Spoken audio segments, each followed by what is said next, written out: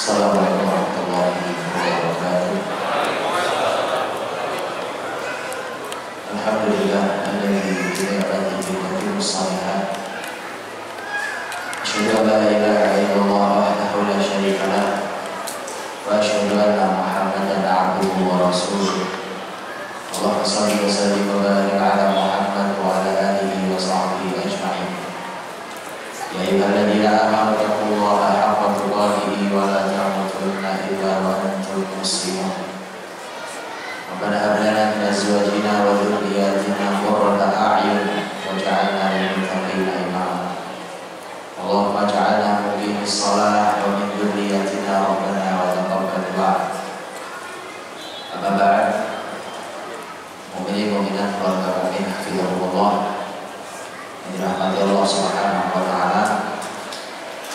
Alhamdulillah segala puji bagi Allah atas seluruh nikmat yang dengan nikmatnya maka sempurnalah semua kebaikan hingga kita dipertemukan Allah Subhanahu wa taala dalam nikmat yang paling besar, yaitu kenikmatan berada di sisinya sebagai Allah yang dapat kemuliaan surganya. Tadi berbagai dan Allah, alhamdulillah bisa kita dengarkan paparan kita dari Ustaz kita, guru kita, Ustaz Jumat Abdullah Ta'ala, pakar sejarah Islam menjadi Purwokerto. Alhamdulillah, dan dengan itulah maka kita sudah dipaparkan tadi bahwa beberapa pelatih sesungguhnya hanya ingin mencoba melakukan perbaikan semampu yang bisa dilakukan untuk negeri ini, karena kita ingin mendapat bagian dari pahala sebagaimana yang telah didapatkan oleh banyak orang soleh negeri ini. Maka kita ingin mencoba menghadirkannya, dan kita tidak mencoba untuk mengarang-arangnya. Apa yang ada kita coba lakukan itu dengan beberapa penyesuaian yang bisa dipahami oleh masyarakat ini. Begitu dirahmati Allah Subhanahu wa taala. Hari ini pembahasan kita tentang tangga pendidikan anak berdasarkan apa yang dipandu oleh Rasulullah Shallallahu Alaihi Wasallam. Bapak Ibu, kalau kita mau bicara tentang masalah peradaban tadi yang disampaikan oleh Ustaz Jumat Abdullah Ta'ala, kejahatan peradaban itu, maka unsur paling penting di peradaban itu adalah manusia itu sendiri. Karena kalau kita bicara tentang masalah karya hasil apa, makanya karya terbesar seharusnya kalau ingin menghasilkan peradaban perubahan yang luar biasa, maka perubahan terbaik itu munculnya dari mengubah SDM yang ada. Karenanya Bapak Ibu boleh lihat Rasulullah Shallallahu Alaihi Wasallam dalam Sirah Nabawiyah kita tahu, bisa dibayangkan Nabi itu seorang diri di bumi ini saat itu seorang diri. Bahkan pernah ada satu riwayat yang menurut saya luar biasa dan cukup mengharukan. Ketika itu Nabi SAW di Madinah, sudah di Madinah, dan beliau bersama para sahabatnya sholatnya sholat isya, tapi isya di pertengahan malam, sebagaimana dalam pembahasan di fikih tentang keistimewaan sholat isya berjamaah laki-laki di masjid tengah malam. Kemudian Nabi SAW menyampaikan, untuk mari kita sholat, kata beliau, tidak ada hamba Allah di muka bumi ini yang sholat kecuali kalian malam hari ini. Bumi Allah luas, tapi tidak ada yang melaksanakan ibadah sholat kecuali kalian. Karena kalau hari ini nyaris tidak ada waktu kecuali sedang ada sholat. Dan itu sholat wajib seperti itu. Ya sekarang ini ada yang sudah sedang duhur, ada yang sedang subuh, gitu, dan seterusnya. Artinya bagaimana seorang Nabi SAW sendirian di muka bumi itu mendapatkan tugas sebumi, seperti kalimat Ustaz Jumat tadi. Dengan bumi saat itu dipandu oleh Persia Romawi sebagai dua imperium besar yang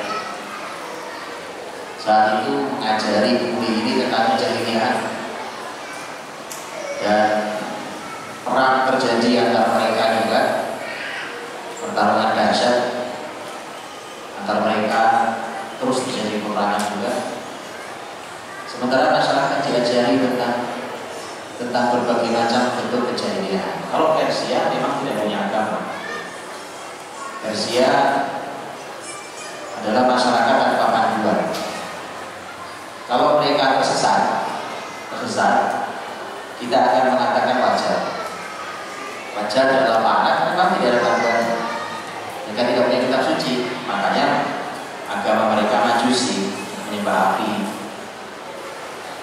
Tapi masyarakat Romawi adalah masyarakat ahli kitab. Mereka punya Alkitab, ada Alkitab.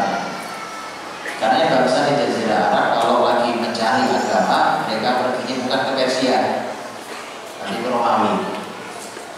Sebagaimana dalam kisah beberapa, ada 4 orang yang disebut sebagai orang Al-Hanifiyah di masa Jahiliyah Arab. Mereka mencoba mencari agama, termasuk di antara yang adalah Waraqah bin Nawfal. Mereka nyarinya ke Romawi.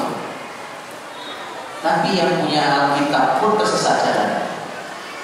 Jadi yang punya panduan tersesat. Bagaimana yang tidak punya panduan? Maka dari itu bumi sudah luar biasa rusaknya. Jadi yang punya panduan Alkitab saja tersesat. Karena antum bisa membaca nanti dalam dialog antara ayahnya Sa'id bin Zaid, yaitu Zaid bin Amr. Sa'id bin Zaid adalah itu sahabat Nabi, Quraisy, dan beliau dari masyarakat Bani Adi, masyarakatnya Umar, dan saudaranya Umar, nanti jadi iparnya Umar. 1 dari 10 sahabat yang dicari masuk surga, salah satunya Sa'id bin Zaid adalah bapaknya Sa'id bin Zaid, Zaid bin Amr. Ketika berdialog dalam rangka mencari agama, karena dengan fitrahnya dia mengatakan tentang orang-orang Quraisy itu bukan agama. Orang yang nyembah patung itu jelas bukan agama. Sampai Zaid bin Amr pernah sujud kemana saja. Dia mengatakan, Tuhan, aku tahu kau ada, cuma aku tidak tahu bagaimana ibadah kepadamu. Kok sujud aja dia. Saking bingungnya mencari agama. Pergi dia ke Romawi. Maka di Romawi dialog dengan rahib Yahudi, dengan pendeta Nasrani, dialog mencari agama. Jawabannya sederhana. Para pendeta itu dan para rahib itu ketika berdialog mereka sepakat mengatakan, agama yang Anda cari itu bilang Ibrahim hari ini sudah nyaris gak ada yang kenal agamanya. Bisa bayangkan itu sudah di pusat agama, nyari agama gak ketemu. Makanya bumi benar-benar dalam kegelapan. Zaman serusak itu Nabi diutus Allah sendirian. Jadi gak diutus langsung saat Nabi kemudian langsung masuk Islam satu kampung, gak begitu. Sendirian. Apa yang harus dilakukan oleh orang sendirian? Gak bisa, sendirian juga. Sendirian itu sunatullahnya tidak bisa berbuat banyak. Tak mungkin. Sendirian itu nggak bisa apa-apa. Makanya kalau ada orang yang besar sendirian itu nggak mungkin bisa. Sunatullahnya tidak ada itu. Karena Rasul yang paling hebat saja, Rasul Muhammad SAW itu dalam banyak ayat disebutkan bahwa Nabi harus bersama sahabatnya. Ada ma'iyah, Muhammadur Rasulullah waladina ma'ahu. Ada ma'iyah, ma'ahu. Fastaqim kama umirta wa man taba ma'aka. Ma'iyah itu bersama dengan sahabatnya. Tapi masalahnya Nabi tidak langsung dikasih Allah diutus kemudian langsung sekian banyak Quraisy masuk Islam, itu gampang boleh. Tidak sendiri. Apa yang dilakukan Nabi SAW? Mungkin dibahas bersama. Apa yang dilakukan oleh Nabi SAW? Karena PR-nya banyak, jahiliyah semua jahiliyah. Jadi seperti kayak kurang lebih kayak kita membahas hari ini. Waktu ngomongin politik jahiliyah, ngomongin ekonomi jahiliyah, bicara tentang hiburan jahiliyah, bicara media jahiliyah, bicara budaya jahiliyah, bicara ibadah jahiliyah, bicara akidah jahiliyah. Terus dari mana mulainya Ustaz? Yang jelas di depan mata. Ini pembahasan Bapak Ibu, pembahasan tentang Islam ini semua kita juga sepakat bahwa yang pertama dan utama yang harus dibenahi akidahnya. Di depan mata Nabi sekeliling Ka'bah saja 360 patung dengan Tuhannya orang-orang Arab. 360 patung. Terbayang di mana naruhnya 360 patung itu. Sementara Nabi memilih tempat itu untuk sholat. Di depan mata itu kemusyrikan jelas, kemusyrikan nyata. Ada yang sujud di depan patungnya, ada yang minta-minta, ada yang lagi ngelus-ngelus patungnya, ada yang patung. Jelas-jelas kemusyrikan sebesar itu. Dan ternyata, tapi anehnya ada. Anehnya, ayat yang pertama Allah turunkan tidak langsung bicara tentang hancurkan patung itu, perbaiki akidah. Bukan itu yang pertama disampaikan Allah. Apa masalah besar akidah kan? Akidah. Tapi muncul pertama apa ayatnya? Iqra bismi rabbik. Iqra bismi rabbik. Bacalah dengan nama Rabbmu. Ya, masalah terbesarnya mana? Masalah terbesar tadi kan? Akidah rusak, akhlak rusak, ekonomi rusak itu. Apa yang muncul pertama? Iqra bismi rabbik. Bahkan tidak langsung bicara perbaiki akhlak, perbaiki akidah, perbaiki akidah masyarakat, sucikan dari kemusyrikan. Bukan itu. Bahkan bukan itu yang muncul. Tidakkah ini jadi renungan buat kita? Muncul pertama adalah Iqra bismi rabbik. Baca dengan Allah. Dan ini selalu menjadi masalah besar. Ketika Iqra itu tidak jalan di kita. Budaya baca itu Pak, kalau tidak jalan di kita, di anak kita, ya sudah, umat ini tidak akan berubah banyak. Umat ini tidak akan berubah banyak selama ayat ini tidak dimulai. Saya langsung akidah aja nggak bisa, nggak akan bisa. Cobain ya, pasti akan tumbuh semangat membaca, mencari ilmu. Membaca itu kan merupakan perwakilan ilmu. Bismi rabbik, dengan nama Rabbmu, penuh keikhlasannya pada Allah, hanya berharap mencari ilmu Allah dan seterusnya. Dengan ilmu baru kemudian akan berubah perlahan, tapi pasti di semua ini, kejahilian itu akan mulai pergi, akan mulai tersingkap pelan tapi pasti. Cahaya Allah akan hadir dan meningkat kegelapan. Maka Iqra itu membaca. Jadi langsung sederhana sekali membaca. Sekali lagi bahwa kita, anak-anak kita, rumah kita, pendidikan kita, ini poin Iqra ini paling penting. Jadi kalau ada generasi atau rumah tangga tidak senang dengan buku, tidak bisa berharap banyak dari rumah tangga itu. Kita tidak bisa berharap banyak. Itulah. Ada sebuah sekolah, lembaga pendidikan, masyarakat tidak gemar membaca buku, tidak banyak bisa diharapkan. Tidak bisa diharapkan. Anak muda di kampus ya, tidak senang baca buku, tidak banyak bisa diharapkan dari anak muda.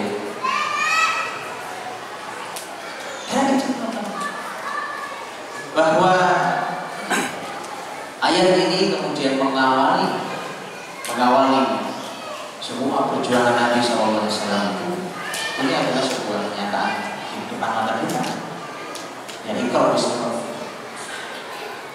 Membaca itu berilmu,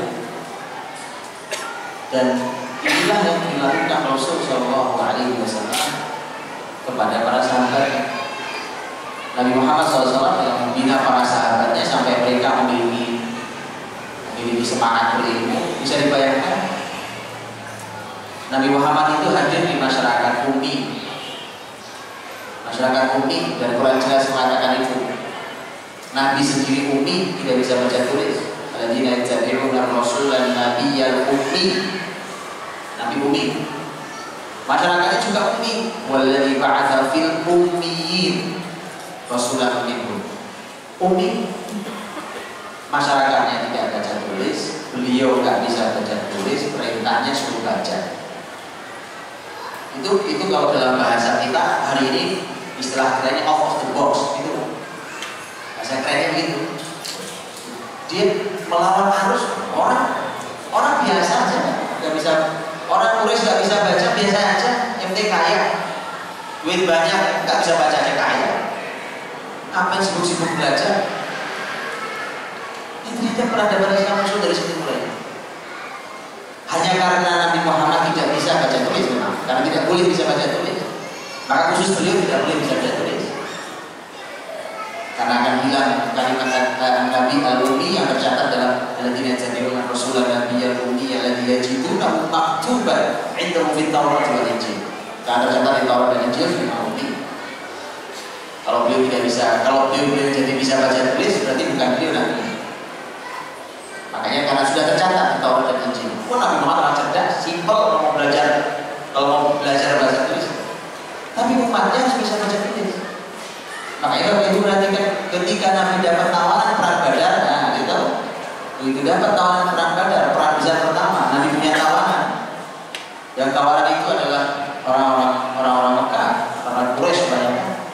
Tawaran itu oleh Nabi ditawari, silahkan kalian membebaskan diri dengan syarat membayar. Kalau tidak ada uang yang digunakan untuk membayar, tidak ada harta, maka bayar dengan ilmu baca tulis. Ajarkan pada anak-anak kami di Madinah. Begitu pentingnya baca tulis.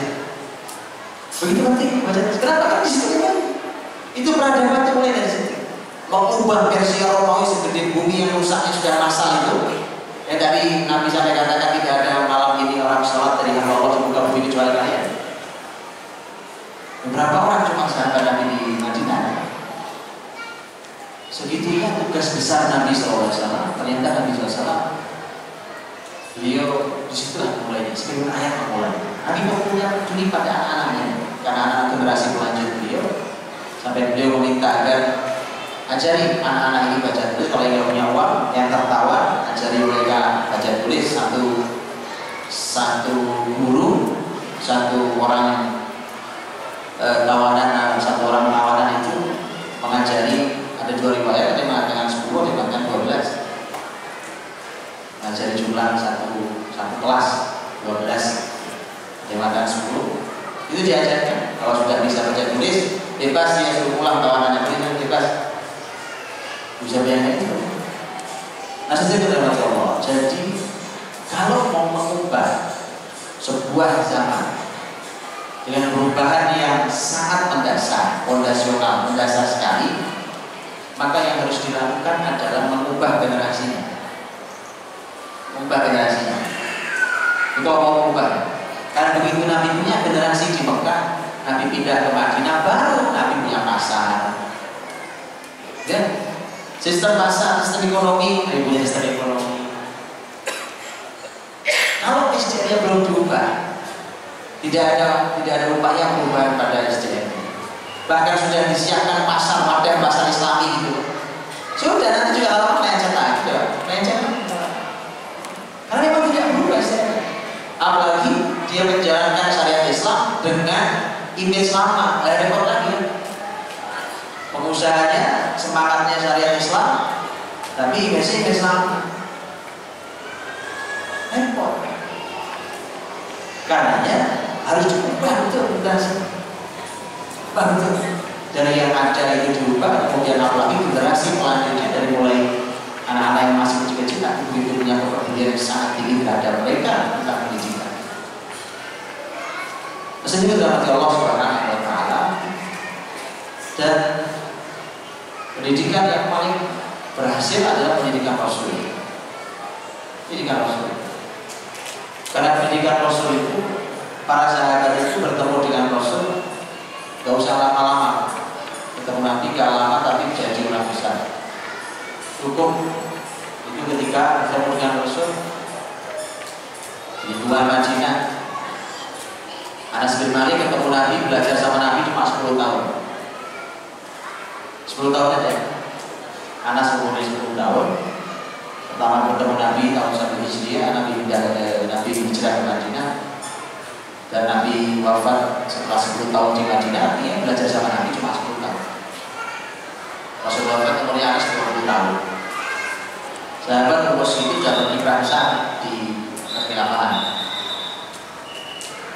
Abdullah bin Abbas itu ketemu Nabi, intensif ketemu Nabi tahun 7 Hijriah. Rasulullah wafat tahun 11. Artinya Abdullah bin Abbas puncaknya ilmu terbaik, yaitu ilmu Al-Quran. Turjuman Al-Quran, habr hadhihi ummah. Itu ketemu Nabi paling hanya 4 tahun. Sekolahnya gak lama-lama. Sekolah lama itu kan kita.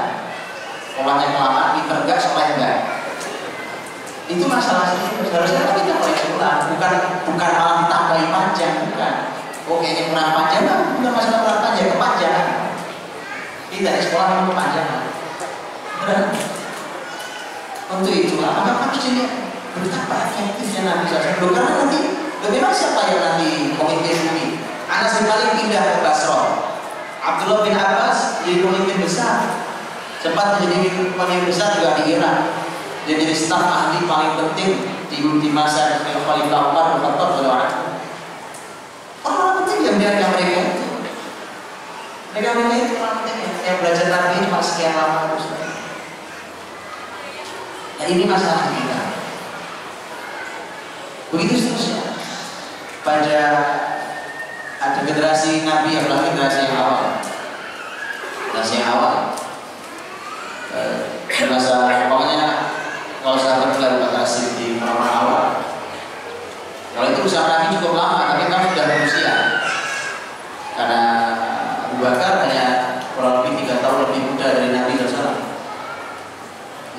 Nabi hampir 3 tahun lebih muda, makanya Abu Bakar wafat dengan usia yang sama dengan usia Nabi. Karena Abu Bakar memimpin hanya kurang dari 3 tahun setelah Rasulullah SAW. Dan ini berhati Allah. Karena pendidikan Nabi hasilnya adalah pendidikan yang terbaik. Dan saya tunjukkan luar biasa ini karena kita suka-suka hari ini pertanyaan kita itu pertanyaan yang malah gak logis pertanyaan. Kadang-kadang kita malah suka bingung dengan memang apa sih Pak hubungannya belajar ini semua ya? Gak suka apa ya orang belajar Quran apa hubungannya dengan nanti kelak dia akan memimpin bumi ini? Itu langsung agak terbayang hubungannya. Gimana hubungannya Pak? Terbayang hubungannya. Bumi ini permasalahannya besar. Dunia pertanian punya masalah, dunia teknologi punya masalah, peternakan punya masalah, tanah ini punya masalah, apa punya masalah, semesta ini punya masalah. Quran bisa melakukan apa? Dengan itu. Karena kita tak bayang. Karena kalau kita perlakuan Quran dengan perlakuan yang sangat sempit, yang sangat sempit, kita hafal kemudian selesai. Habis itu nggak tahu mau kemana. Ini masalah kita. Pada Umar bin Khattab ketika beliau berjumpa dengan gubernurnya gubernur Mekah, dan terjadi dialog diabadikan dalam Sahih Muslim. Jadi dialog antara mereka berdua. Dialog siapa yang memimpin wilayah Al-Wadi Mbah Mekah itu. Siapa yang memimpin di sana? Ternyata Ibnu Abza adalah ahli Quran. Umar mengatakan bahwa anak tasma' qawla Nabi, tidakkah kau dengar sabda Nabimu? Innallaha yarfa'u bihadzal kitabi aqwaman wa yadh'u bihi akharin. Sesungguhnya Allah Subhanahu wa taala mengangkat satu kaum dengan Alkitab ini, dan Allah jatuhkan juga dengan Alkitab ini. Itu sudah akan terbayang sekarang gini. Muslimin saat itu, karena muslimin Arab itu kan orang yang tidak akrab dengan air. Kalau orang Purwokerto akrab sama air biasa. Ya, hujan melimpah deras luar biasa sampai tumpah-tumpah banjir. Ya, akrab lah kita sama air. Orang Arab tidak akrab sama air. Hujan jarang-jarang, malah kadang-kadang nggak hujan kalau nggak diminta. Yang istisqa. Susah jarang hujan. Tetapi dia Bagaimana Rasulullah SAW, bagaimana para sahabat beliau, para pemimpin.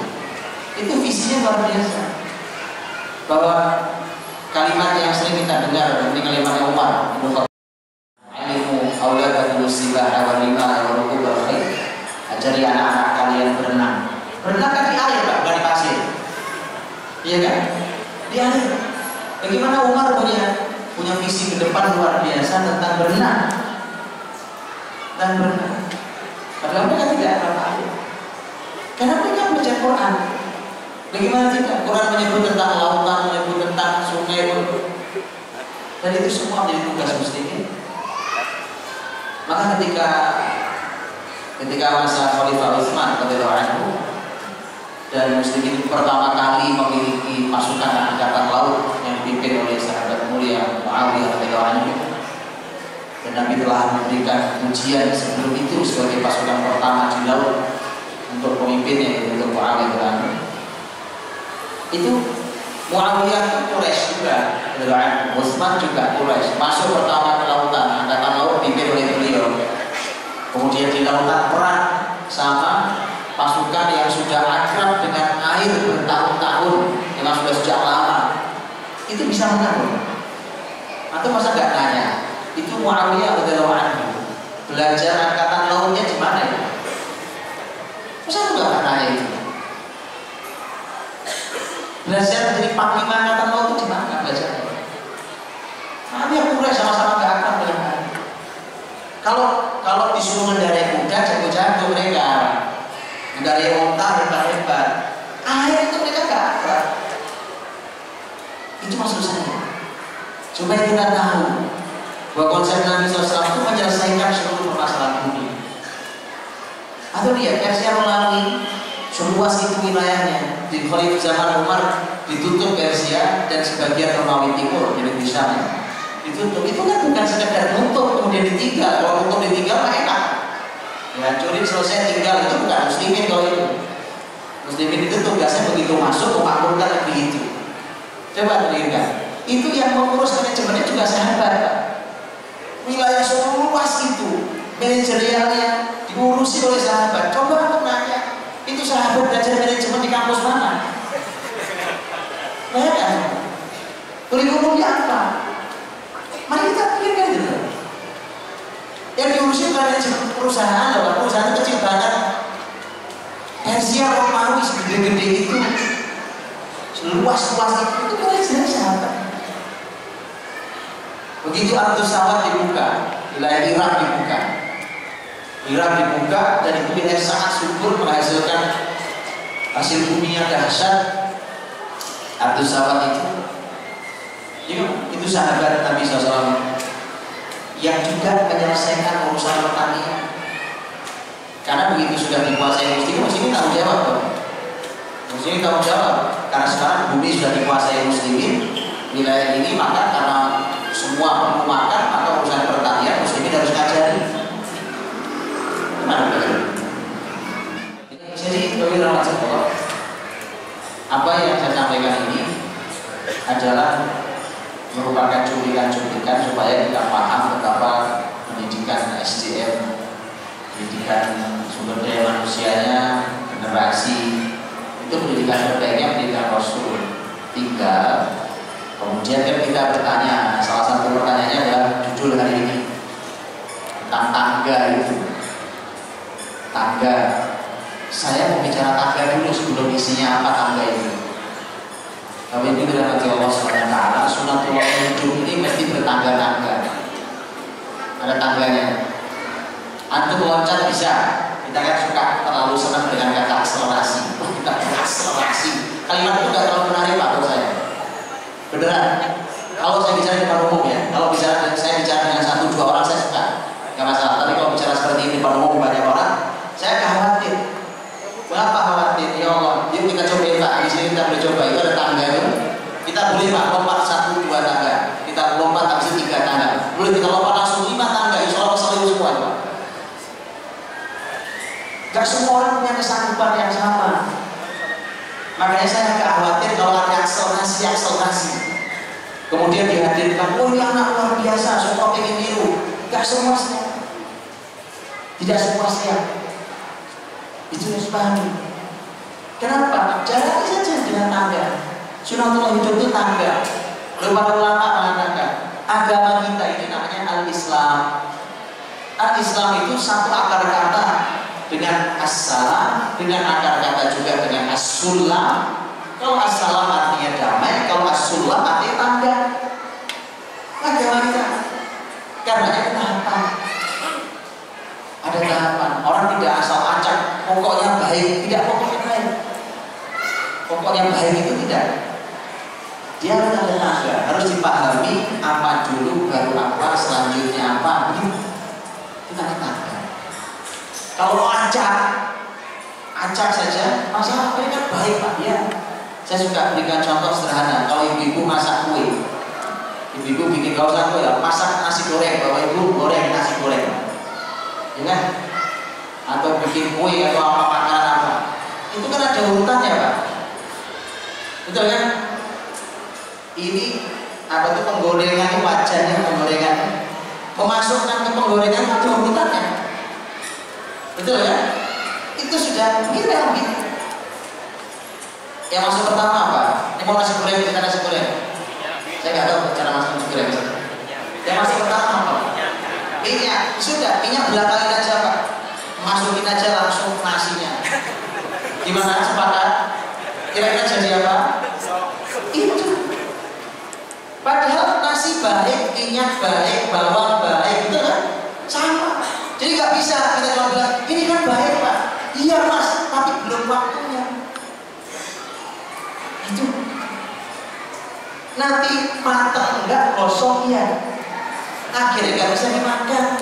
Makanya generasi Pak, generasi gosong. Karena masalah tangga. Urutan ini harus diperhatikan. Jadi sekali lagi semangat, kan memang kita syukuri bahwa kita punya semangat baik karena masih ada orang-orang yang memang nggak punya semangat baik.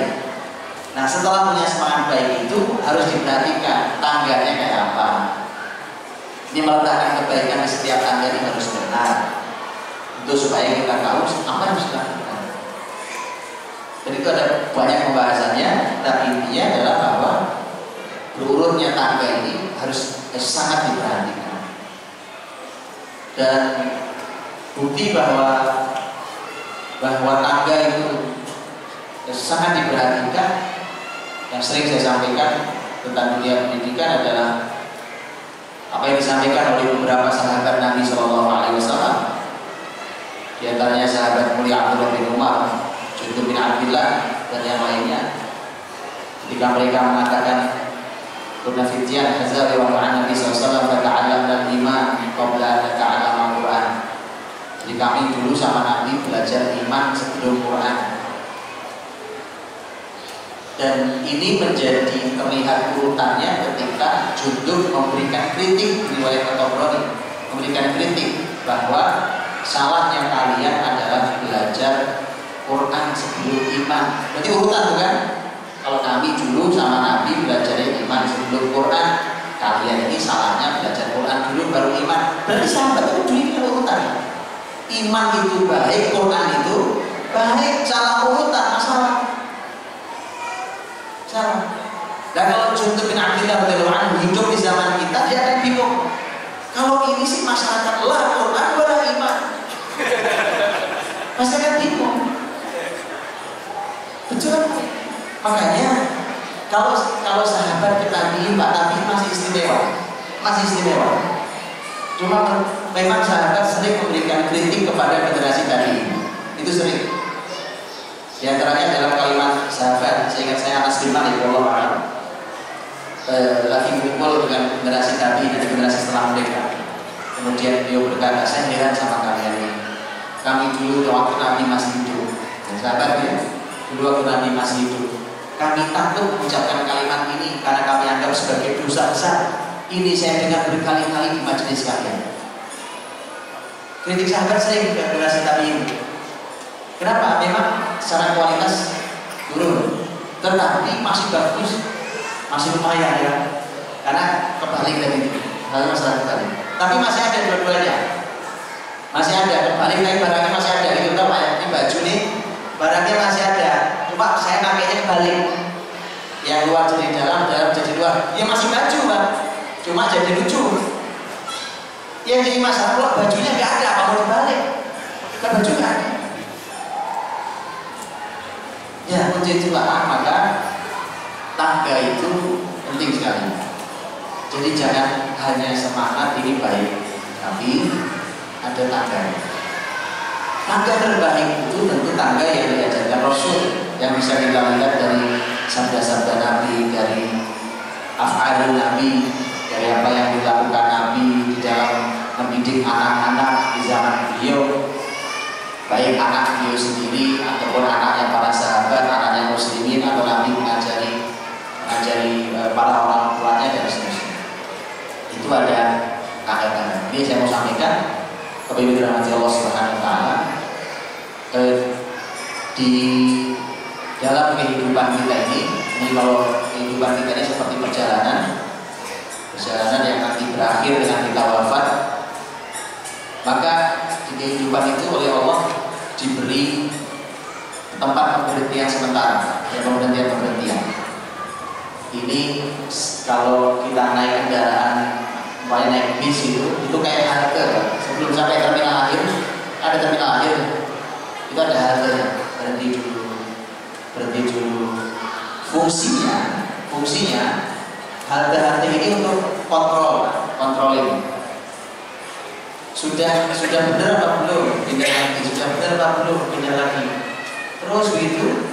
Itu dalam rangka mengontrol. Karena kalau cuma jalan, pokoknya sejalan-jalannya aja, nah itu masalah. Jadi tahapannya. Tapi ini berapa Allah? Para ulama selalu kalau bicara tentang masalah pendidikan anak, ini baik kita sebagai orang tua atau kita sebagai lembaga ya, pendidikan. Kalau nanti dalam Islam pendidikan di lembaga itu, kalau dalam konsep Islam dulu mereka baru sekolah umur 5 tahun kisarannya. Para ulama selalu ketika membahas tentang pendidikan anak pasti akan selalu memulai dari tentang memilih pasangan. Itu mesti ya, karena ini ada karena kita tahu bahwa dalam Islam yang namanya nasab itu diperhatikan betul. Nasab itu sangat dijaga dalam Islam. Bahkan dia termasuk al-asasiyat khamsah, sebagai 5 hal yang sangat mendasar dalam kehidupan manusia. 5 hal yang mendasar itu diantaranya nasab. Karena nasab itu sangat dijaga oleh Islam, dan apapun yang merusak nasab akan diharamkan. Nah di situ maka kemudian karena ini masalah nasab, dia menjadi penting memilih pasangan dengan kriteria yang telah disampaikan Nabi SAW, karena itu akan menjadi nasab kita ke bawah. Nah, saya tidak berpanjang kalam tentang nasab, tidak berpanjang kalam tentang masalah milih pasangan, Pak. Jadi saya tidak bicara tentang itu. Silakan nanti dibaca, dipelajari, ya, tentang memilih pasangan itu. Tapi ini penting sekali. Ulama selalu akan bicara tentang memilih pasangan ketika berbicara tentang pendidikan anak. Ya, karena memilih pasangan itu kalau yang masih muda-muda dibahasnya masih enak. Yang gak enak itu kalau bahasnya sudah nikah, itu paling gak enak. Makanya saya menghindari bahasnya. Baca sendiri aja, ya kan? Kalau pada nyesel saya repot suruh tanggung jawab. Ini memilih pasangan ya. Silakan dibaca di samping kelima para ulama. Dari panduannya Quran betul. Quran panduannya, hadis Nabi betul panduannya. Ya, saya kasih contoh satu aja. Ketika dua orang wanita yang ditolong oleh Musa alaihissalam di negeri Madian, ini dalam surat Al-Qasas. Begitu ditolong dua wanita itu kan, dua wanita ini kemudian lapor ke bapaknya yang begitu pulang kan, dibantu oleh Musa. Kemudian salah satu dari dua putri itu berkata, Inna khairal man istajabta al-qawiyyu amin. Sesungguhnya ayah, tadi dia cerita ke ayahnya, tadi ada anak muda bantu kita angkat batu. Batu itu disebutkan Penutup sumur itu disebutkan tidak bisa diangkat oleh beberapa laki-laki yang kuat. Itu Musa angkat sendiri. Dengan Musa Allah memberikan kekuatan luar biasa kan. Pernah tahu kan Musa sekali tampar orang mati. Nah itu kan berat kan, kuat luar biasa Masya Allah beliau alaihissalam. Jadi kemudian dia katakan, si salah satu putri mengatakan karena ayahnya maka sudah sebelum kesini saya akan berikan balasan kebaikan. Maka mereka mengatakan bahwa sesungguhnya yang akan ayah sewa tenaganya. Nah, siapa itu bisa disewa tenaganya, karena ini keluarga punya kambing tapi sang bapak sudah tua, terpaksa anak perempuan harus gembala kambing. Padahal penggembala kambing itu kerjaan laki-laki. Ya, dan makanya mereka kalau lagi ngambil air berdesakan dengan laki-laki, nggak mau karena wanita soleh, ya, wanita solehah sehingga tidak mau berdesakan laki-laki. Sehingga mereka pulang selalu terlambat karena memang menunggu laki-laki dulu baru mereka sisanya. Itu kalau bagian ya sisanya. Maka kalimat luar biasa. Sesungguhnya yang akan ayah sewa laki-laki ini adalah al-qawi al-amin, orang yang kuat. Itu sudah terbukti tadi, kuat sekali fisiknya. Al-amin, orangnya amanah. Ya kan? Al-qawi al-amin. Ya tapi akhirnya apa yang terjadi? Nabi Musa dinikahkan bukan? Dinikahkan dengan salah satu dari dua wanita itu. Menurut para ulama bahwa yang wanita tadi kan dua wanitanya. Yang dinikahkan ke Musa adalah yang berkata itu. Yang berkata tadi tentang bahwa Musa ini orangnya al-qawi al-amin. Itu milih mantu, milih pasangan, ya kan jelas. Masya Allah, jadi Quran saja bicara tentang itu kan. Karena ayahnya kemudian menawarkan, saya nikahkan kamu dengan putri saya. Itu dia aja memilih pasangan sekarang dipelajari. Quran bicara memilih pasangan. Itu termasuk cara nyari mantu, ya. Cara nyari mantu. Kalau yang sudah berusia, enaknya bicara dengan cara nyari mantu. Kalau mau dipadukan gampang, karena di ruangan ini ada yang sudah berusia, di ruangan ini ada yang masih muda. Nah, sudah jelas, sudah clear ya. Masya Allah, pertemuannya di rumah Allah yang mulia. Jadi Masya Allah, pertemuan yang mulia. Ya, kalau cari mantu tinggal lirik kanan kiri aja, Pak. Kanan kiri, salami langsung. Tanya rumahnya di mana ya. Suruh tanggung jawab. Baik. Silakan dipelajari kalau ini ya. Karena ulama sekali lagi membahas itu penting, Pak. Penting sekali. Ini sekali. Nah, itulah maka itu menjadi tangga pembahasan sebenarnya pertama. Kemudian di urutan tangga berikutnya, kalau sudah menikah itu akan hamil juga demikian ya. Hamil itu Quran saja peduli pembahasannya. Itu menunjukkan bahwa masalah hamil masalah besar dalam Islam, besar, luar biasa. Kalau mau bukti besarnya sederhana, cukup dengan surat Al-Ahqaf ayat 15. Di antaranya wasailal insana biwalidayhi ihsana hamalathu ummuhu kurha wa wada'athu kurha wa hamluhu wa fisaluhu 30 syahra, dan seterusnya. Ayat tentang birrul walidain, bahwa perintah kita untuk berbakti pada kedua orang tua. Kami perintahkan kepada manusia untuk berbuat baik pada kedua orang tuanya, karena orang tuanya hamil susah payah, karena ibunya hamil susah payah, lahir susah payah. Kemudian Allah berfirman, nyebut hamil lagi, dan ibunya hamil sampai menyapit susuan 30 bulan lamanya. Jadi hamil disebut ulang-ulang. Bisa ayat ini saja. Betapa pentingnya tema hamil. Di Quran Allah juga memberikan potret wanita yang hamil dengan semua pelajarannya. Dia jadi ibu yang sedang hamil, kalau bapak suaminya dan ibu belajar. Judulnya hamil dalam Quran. Ya, nanti sebelum kita merambah ke hadis Nabi SAW, tanyakan kepada para ulama. Jangan cuma tanya ke dokter. Ke dokter itu salah satu tempat kita bertanya gitu. Ya, untuk urusan kesehatan, dokter, bidan, nah, mereka paham. Ya paham. Nah, makanya pelajari itu. Karena ada panduan tentang masalah hamil. Di Quran ada hamilnya istrinya Imran dalam surat Al-Imran. Dan mulai 35 ayat Al-Imran, bagaimana Rabbi ibni nadar berkata fi batni muharraman fataqabbal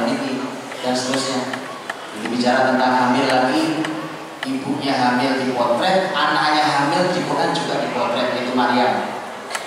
Maryam hamil dipotret dalam Quran, dalam satu surat sendiri, surat Maryam. Buat profil kita di Maryam yang dan ahlinya, dan seterusnya. Pernah bicara tentang kehamilan, cukup panjang juga tentang masalah kehamilan. Bahkan Maryam dipotret lebih detail sampai ketika mules, mulai merasakan mules mulai lahiran, kemudian belum dengan semua perasaan kacaunya Maryam yang akan melahirkan Nabi Isa alaihissalam dan seterusnya, dan semua pelajarannya. Belum lagi nanti tentang memberitahuan kabar gembira tentang hamil istrinya Nabi Zakaria. Belum lagi hamil pemberitahuan tentang akan punya anak istrinya Nabi Ibrahim. Quran begitu luar biasa bicara itu. Tapi ngajinya yang detail, jangan cuma terjemahan, ngaji tafsir. Karena kalau terjemahan itu nggak dapat konsep. Kalau dapat konsep, ngajinya ngaji tafsir. Ya, baik, tafsir juga banyak. Silakan dicari tafsir yang banyak. Itu masalah hamil. Ya, jadi saya berikan satu contoh saja, satu contoh pembahasannya tentang masalah hamil. Ketika Allah Subhanahu wa Ta'ala umpamanya berfirman tentang tadi kalimatnya istrinya Imran, istri Imran disebutkan dalam tafsir namanya Hana, ibu Hana. Ibu Hana hamil, kemudian dia berkata, "Wa qalat imra'atu Imran rabbi inni nadartu laka ma fi batni muharraran fataqabbal minni." Ketika istrinya Imran berdoa, "Ya Allah, aku bernadar, aku berjanji, bersumpah tentang yang ada di dalam perutku ini, tentang rahim bayinya, janinnya masih dalam rahim ini, kelak dia akan menjadi hambamu yang mengabdi di Masjidil Aqsa, jadi hambamu yang ahli ibadah di masjid, maka terimalah dariku."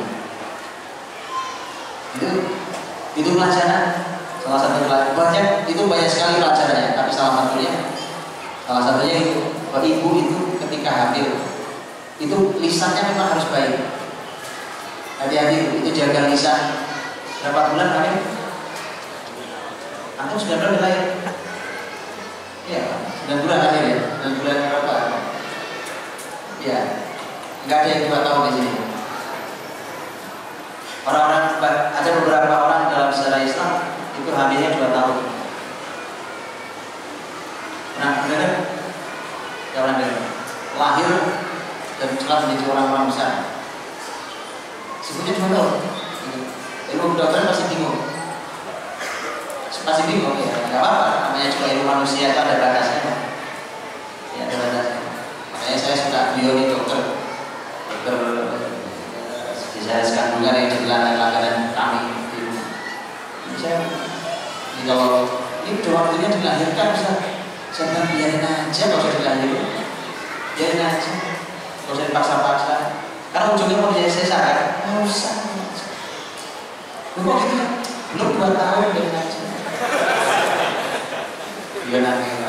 Tapi ini serius, saya nggak beliau sebenarnya. Saya serius sekali. Kenapa? Ya, yang mengeluarkan, ya kadang-kadang kita ini lupa dengan ayat karena kita ini terlalu bersandar pada manusia. Ya, ilmu harus dipelajari, ilmu kesehatan segala macam. Masya Allah, teman-teman dokter yang ahli, teman-teman bidan yang ahli dalam hal ini, tanyakan ke mereka yang ahli. Tapi kita ini muslim ini punya panduan ayat juga. Karena itu panduan kehidupan. Allah yang mengeluarkan, "Wa akhrajakum min butuni ummahatikum." Jalan Allah yang mengeluarkan kalian dari perut ibu kalian. Jadi dia Allah yang mengeluarkan itu. Gak usah antum sok tahu pada ngeluarin sedikit black perut orang. Itu lakukan ketika sangat terpaksa. Ya, silakan, ada hukum darurat dalam Islam juga ada. Begitu. Ini bagian dari konsep Quran. Saya pernah diskusi dengan dokter spesialis bedah dokter spesialis kandungan Opjin. Beliau ketua perkumpulannya, ketua perkumpulan dokter Opjin. Saya sempat nanya waktu itu, tapi sudah lama ya. Saya nggak tahu perkembangan terbarunya. Saya bilang, "Dok, data yang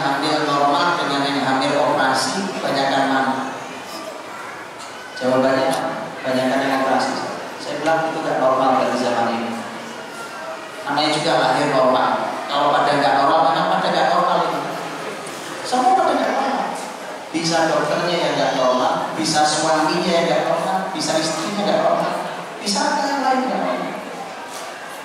Itu contoh. Ini maksud saya. Jadi belajar Quran. Quran itu bahas semua ini. Ini panduan semua. Tadi termasuk diantaranya menjaga lisan wanita.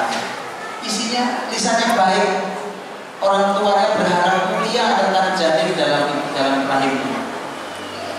Bahkan dia bernadar untuk menjadi kelak mudah-mudahan menjadi hamba Allah yang taat beribadah. Begitu. Itu lisan orang tua, terutama lisan ibu. Ini sekarang langsung bersambung dengan janin di dalam rahimnya. Begitu seterusnya. Belajar tentang Maryam dalam surat Maryam yang hamil. Allah Subhanahu wa taala berkali-kali di surat Maryam menyampaikan kepada Maryam yang lagi sedih. Kan Maryam itu sedih, waktu hamil sedih. Mengapa sedih? Karena Maryam hamilnya tidak ada suaminya. Kan tidak ada suaminya. Masyarakatnya nanyanya itu sebenarnya halus, Pak. Tapi itu sampai pulang rasanya sakitnya. Halus tidak ada coba kalimatnya. Ya ukhta Harun. Hei saudarinya Harun. Kenapa Harun disebut-sebut? Ini bukan Nabi Harun ya. Ini Harun yang lain. Hei saudarinya Harun. Karena Harun itu orang mulia. Kamu nikah adiknya, kamu kan saudarinya Harun. Ya ukhta Harun. Maka abuki imra'a saw wa ma kanat ummuki baghiya.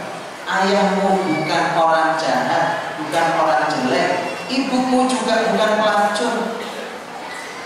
Coba kan? Halus kan kalimatnya? Oh dia Pak kenapa masyarakatnya? Hei saudarinya Harun, bapakmu bukan orang jelek, ibumu bukan pelacur. Sudah berarti kan? Paham, tapi penyakit luar biasa sakitnya. Karena pengen nanya, kok kamu hamil? Ya kan? Gak ada lanjutan kamu hamil itu gak ada beneran. Tapi itu sudah cukup membuat sakit hati perempuan. Sakit hatinya perempuan. Sampai Maryam ketika sedang mulus faja al-makhadir la tid'in nakhla qalat ya laitani mitu qabla hadha. Sampai berharap mati loh. Saking sedihnya itu sampai aduh ya aku mati sebelum ini. Walaupun dinas yang manusia. Kemudian aku jadi sesuatu yang dilupakan. Orang udah gak pernah mengenal namaku lagi. Itu jauh lebih baik daripada keadaan hari ini. Sedih sampai berharap mati kan stres. Itu betul kan? Maksudnya tekanan luar biasa, pressure luar biasa. Karena keadaan seperti itu berkali-kali Allah memberikan hiburan. Saking orang hamil itu tidak boleh sedih. Itu penting. Orang hamil tidak boleh sedih. Ini panduan Quran banget. Sampai cara hiburnya kalau ibu hamil lagi sedih, Quran kasih panduan cara hiburnya. Betul? Tahu cara hiburnya? Tahu cara hiburnya? Fanadaha min tahtiha alla tahzani. Dari dia kan duduk di tebing, ini bahaya loh, perempuan sendiri sudah berharap mati duduk di pinggir tebing, nggak tinggal bunuh diri aja tuh. Kalau nggak punya iman, betul kan? Karena punya iman dia, wanita soleha duduk di situ, dia bersandar ke pohon korma, kemudian ternyata ada suara dari bawah. Fanadaha min tahtiha alla tahzani. Kamu jangan sedih. Suara dari bawah. Ulama tidak mendapat suara siapa. Ada yang mengatakan itu adalah suara malaikat, ada yang mengatakan itu adalah suara janinnya. Ini ikhlas dalam tafsir. Ada yang suara jangan sedih. Jadi kalimat jangan sedih ini penting. Ada yang sedih, jangan sedih. Allah tahzan.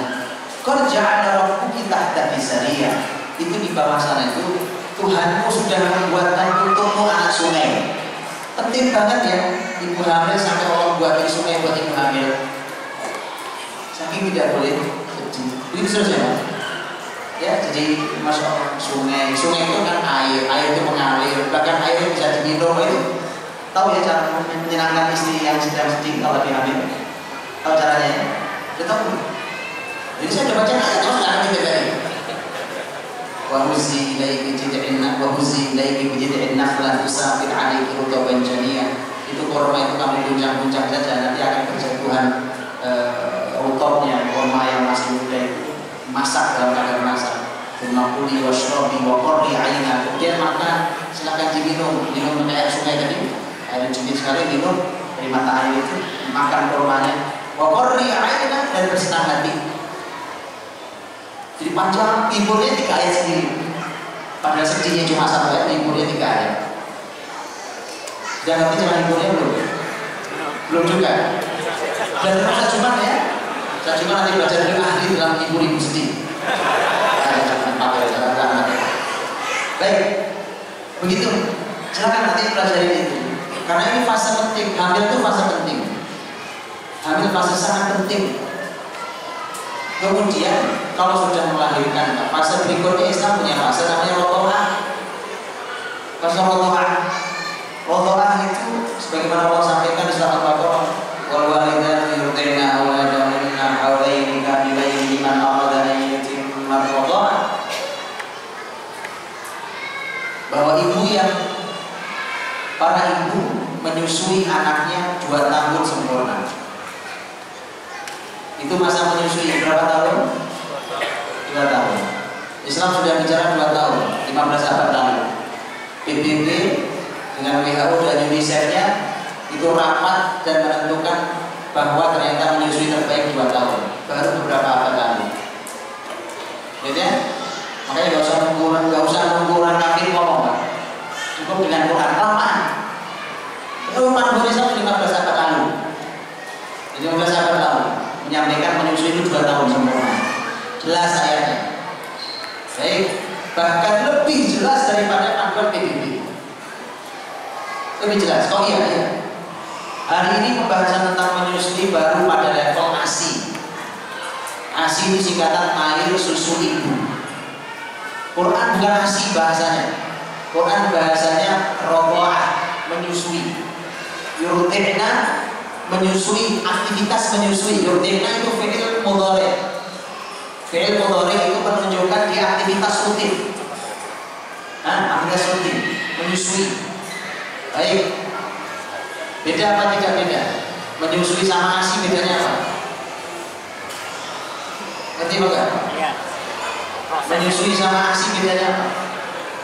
Gak beda? Beda. Nah ini harus ngaji sama Ustaz Jumat lagi. PR-nya itu Ustaz, kalau ditulis ya, aku ditulis ya. Ya, Masya Allah. Jadi beda. Ya beda kan? Beda. ASI itu bisa diperas taruh kulkas. Nanti ibunya pergi nelpon, Mbak ini tolong diangetin, kasih ke Dede. Kalau yurdi'na itu aktivitas anaknya di pangku, disusui sini. Ada interaksi sekian lama di pangku, nanti sekian jam lagi di pangku lagi, disusui lagi. Ada interaksi yurdi'na fi'il mudhari itu berlanjut terus sampai 2 tahun. Beda. Detilan Quran daripada PBB. Ini baru satu, belum yang lainnya. Detailnya lagi-lagi saya cerita ya. Saya cuma ngisi pergi kan ya, dia lagi jawab. Baik. Yurdi'na auladahunna haulaini kamilaini sempurna. Liman arada an yutimma ar-radha'ah. Ini aja menarik Pak, lihat. Kan kalau menyusui itu tugas ibu. Ayat ini saja panduannya menarik ya. Kalau menyusui pasti tugas ibu, karena ibu yang punya air susunya. Kemudian ternyata begitu ayat bicara para ibu menyusui anak-anaknya 2 tahun sempurna, berhenti titik di situ atau kasih koma di situ, kata setelahnya berubah. Liman arada ayyutim ar-radha'ah. Yang menyusui kan ibu-ibu, tapi begitu bagi siapapun yang ingin menyempurnakan susuan. Ternyata yang ingin itu domirnya kata gantinya huwa. Padahal sebelumnya kata gantinya hunna, mereka wanita. Kalau huwa dia laki-laki. Ada pelajaran kan? Apa pelajarannya? Apa pelajarannya? Ya, bahwa di mana ini pertanyaan berikutnya. Kalau tugas ibu selama 2 tahun menyusui, pertanyaannya kan apa Betul kan? Bapaknya tugasnya apa? Terhadap si bayi. Ini anak dia. Tugasnya apa? Quran ngasih tahu. Liman arada ayyutimma radha. Bagi siapapun yang mau, yang ingin sempurna susuannya. Arada ayyutimma, domirnya huwa, dia laki-laki. Walaupun dia bisa ngomong, tapi karena ada man, liman. Nanti dia Allah lebih memilih kata huwa, lebih umum. Itu apa artinya? Keputusan untuk menentukan sang ibu menyusui dengan cara benar selama 2 tahun, keputusannya di tangan pemimpin, yaitu para ayah. Gitu. Umpamanya nih contoh, istrinya bilang gimana ya, nggak bisa nyusui 2 tahun sempurna, gimana? Karena aku kerja segala macam, saya punya hak memutuskan. Suaminya, bukan suaminya. Kau duduk di rumah, susui anak itu kan. Tapi aku kerja, berhenti dari kerjaan. Oh, suaminya yang memutuskan.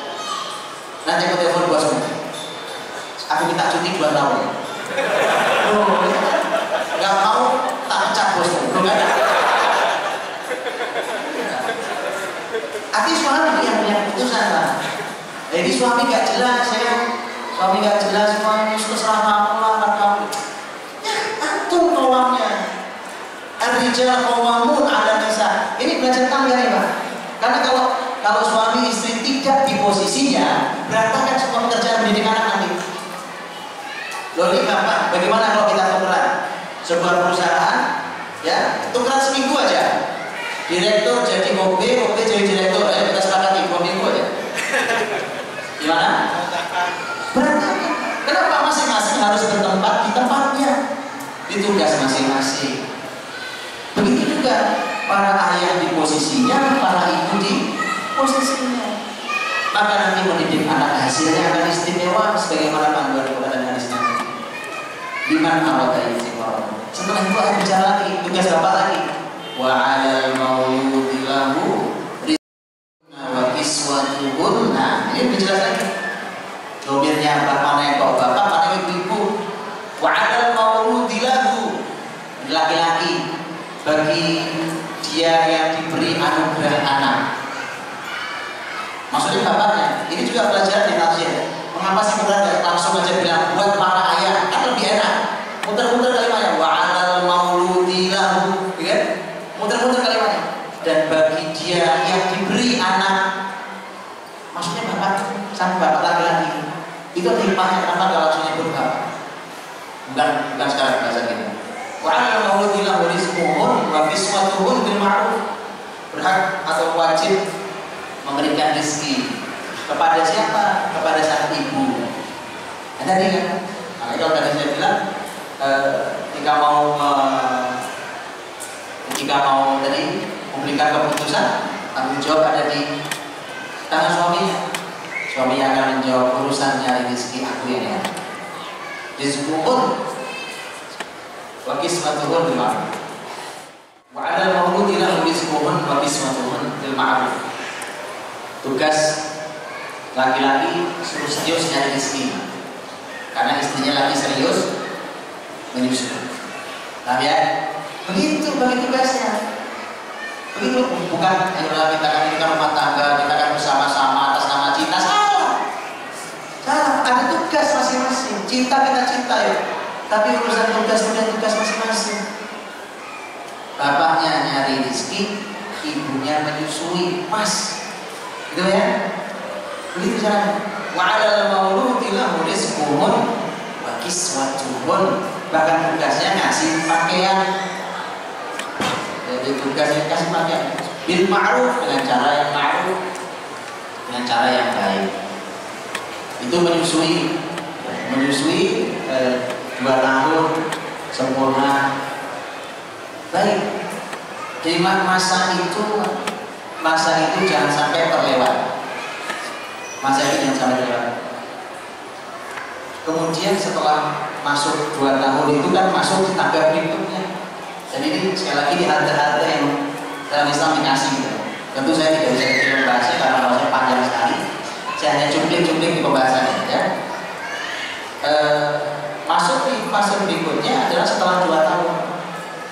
Masuk setelah 2 tahun, dari setelah selesai menyusui 2 tahun itu Islam baru bicara lagi nanti sudah umur 7. Umur 7. Berarti kita punya PR 3, 4, 5, 6. Umur 7 baru Islam nanti Nabi baru menyampaikan. Ya. Dan bukan dari kosong, bukan ya? Ini bukan kosong. Bukan kosong, tetapi ini harta yang diberikan. Tetap di angka 7. Ya, dan seharusnya begini Pak, ini negara juga. Seharusnya kalau mau berhasil memperhatikan tangga ini tentang generasi masa depan bangsa ini. Perbaikan bangsa ini harusnya begitu, harus juga memperhatikan itu. Baik, jadi 3, 4, 5, 6 yang oleh para ulama pendidikan Islam ini adalah masa untuk menyiapkan mereka menghadapi masa kanak-kanak akhir, di masa kanak-kanak awal, menghadapi masa kanak-kanak akhir, dan juga untuk menyiapkan dia menghadapi fase tamyiz dalam Islam namanya, ketika kita lewati di 3, 4, 5, 6 dan ternyata adalah usia anak-anak pandai meniru, usia anak-anak kalau meniru itu maka karena anak pandai meniru, maka pendidikan terbaiknya adalah dengan menggunakan keteladanan. Makanya para ahli pendidikan Islam selalu menyampaikan bahwa pendidikan itu yang pertama dan utama adalah keteladanan. Ya? Makanya jadi orang tua, jadi guru itu mesti harus bisa diteladani. Jadi tidak pantas jadi orang tua, tidak boleh diangkat jadi guru kalau tidak bisa diteladani. Pinter nggak cukup, diteladani. Kenapa? Ada usia sangat rawan, karena ini usia meniru. Lihat anak kita usia 3, 4, 5, 6, ya, terutama usia 5, 6, itu anak-anak pinter niru apa saja. Dia akan sangat ahli kalau diajari baca Quran dengan lagunya plus lengkap satu paket dia hafal, berikut lagu. Ya, kalau diajari joget, ahli joget juga. Sangat, karena memang niru apa yang dilihat. Nah itu yang bahaya ketika sang anak meniru dan kadang-kadang orang tua tidak sadar bahwa dia ditiru oleh anaknya. Kalau sekolah, nah ini Pak, kalau sekolah istilah masalah kita ini kan jenjang pendidikan sebelum SD ada TK. Anggaplah SD 7 tahun mulainya, maka 6 dan 5 di TK. Ya, TK 0 besar 0 kecil bahasa kita. Di bawah TK sekarang ada PAUD, ya. Wah ini agak bahaya. Kalau orang tua menyerahkan di usia yang, karena ini usia meniru, dan sebenarnya itu usia orang tua. Karena dalam sistem pendidikan Islam itu sebenarnya anak-anak itu mulai belajar keluar, nanti mulai belajar keluar itu mulai sekolah di lembaga itu. Bahkan di beberapa contoh keluarga istimewa anak-anak itu malah belum dikeluarkan dari rumahnya. Sampai malah kalau orang tuanya bagus, orang tuanya berilmu di orang tuanya. Jadi kalau arti dalam Islam sistem 5 tahun baru dimasukkan ke lembaga pendidikan, usia 5 tahun. Padahal 5 dan 6 itu masih usia pandai meniru dan perlu keteladanan luar biasa. Ini rawannya guru TK dan PAUD. Ini rawannya guru TK dan PAUD. Bukan apa yang disampaikan, tapi apa yang dicontohkan. Ini bahaya sekali. Ya, jadi pertanggung jawabannya Masya Allah. Karena anak-anak suka, jadi ada hal-hal yang tidak terajarkan tapi tertanamkan. Gurunya sih mungkin bingung lah, tidak pernah saya ajari Pak Iya, tapi karena suka melihat Anda. Juga nggak sadar, karena orang merasa ilmu itu cuma yang diajarkan, yang dibunyikan. Apa yang disaksikan oleh anak-anak itu menjadi panduan buat mereka untuk meniru. Itu. Makanya kalau anak diserahkan sejak awal, nah itu tidak ada orang tua di benak anak itu. Nggak ada orang tua di benak anak. Karena sejak pada itu usia dia masih bersama orang tua. Lihat fitrah anak-anak Pak Bu. Fitrah anak-anak itu, kalau anak kita umurnya dia di bawah 6 tahun, itu masih ada masa kalau ada tamu kita datang, Assalamualaikum, datang. Anak ini nggak pernah lihat, anak itu langsung ngumpet di belakang ibunya atau langsung begini tuh. Ada sebagian ya tadi. Sebagiannya adalah fitrah yang Allah ciptakan di anak itu, supaya dia tidak disentuh oleh orang asing. Ya, supaya dia disentuh oleh orang asing, tapi dia disentuh oleh orang yang benar telah dia kenal. Dan itu adalah bapak ibu seharusnya. Dan kalau bapak ibu tidak hadir di usia penting itu masalah. Kenapa? Begitu Anda tidak hadir di usia di bawah 6 tahun itu, kita nyebutnya balita ya, di bawah 5 tahun itu, maka Anda tidak akan berulang suasana ini di usia setelah itu. Kenapa? Usia 7 tahun, ketika Nabi nanti sudah mulai menyampaikan tentang perintah untuk ibadah, di mata anak, orang tua dengan orang lain mulai sama. Walaupun tidak sama persis, saya mulai sama. Karenanya anak-anak suka membandingkan antara orang tua dengan guru, guru dengan orang tua, dia dibandingkan. Dan anak-anak suka kalau sekolah dia ketemu ibu bapak gurunya, dia berkata, Pak, Bu, kalau kata bapak ibu saya begini. Nanti dia pulang ke rumah, dia bilang ke bapak ibunya di rumah, Pak, Bu, kata bapak ibu guru begini. Ya, mulai sejajar, mulai dibanding-bandingkan oleh anak. Artinya Anda sudah tidak punya lagi usia yang istimewa sebelumnya. Karena usia sebelumnya Anda yang paling istimewa sebagai bapak ibunya, gak ada orang lain. Jadi jangan kehilangan usia penting. Kalau sudah masuk usia 7, masuk hadis Nabi SAW. Hadis yang juga sering kita dengar, tapi pembahasannya memang harus detail. Saya membahas hadis ini kalau nggak salah 3 pertemuan. Satu pertemuannya 1,5 jam. Hadisnya bunyinya, muru auladakum bis salati wa hum abna 7 sinin wadribuhum 'alaiha wa hum abna 10 sinin wa farriqu bainahum fil madaji'. Perintahkan anakmu sholat umur 7 tahun, pukul mereka kalau belum sholat di usia 10 tahun, dan pisahkan tempat tidurnya. Pisahkan tempat tidur di antara mereka. Ini hadisnya sudah sering kita dengar, hadis pendek ini panduan dan ada usia. Ada angka usia. Nah, ini menjadi tanda sangat penting, yaitu usia 7 di mana Nabi menyampaikan agar mulai memerintah, kata perintah, keluar kata perintah, memerintah anak untuk sholat. Ini ada beberapa pembahasan tentang tema ini. Memerintah itu artinya ada perintah, dan kata perintah itu ya kata perintah. Sholat nak perintah, zuhur nak ya perintah, sholat. Jadi karena perintah. Sebelum 7 tahun,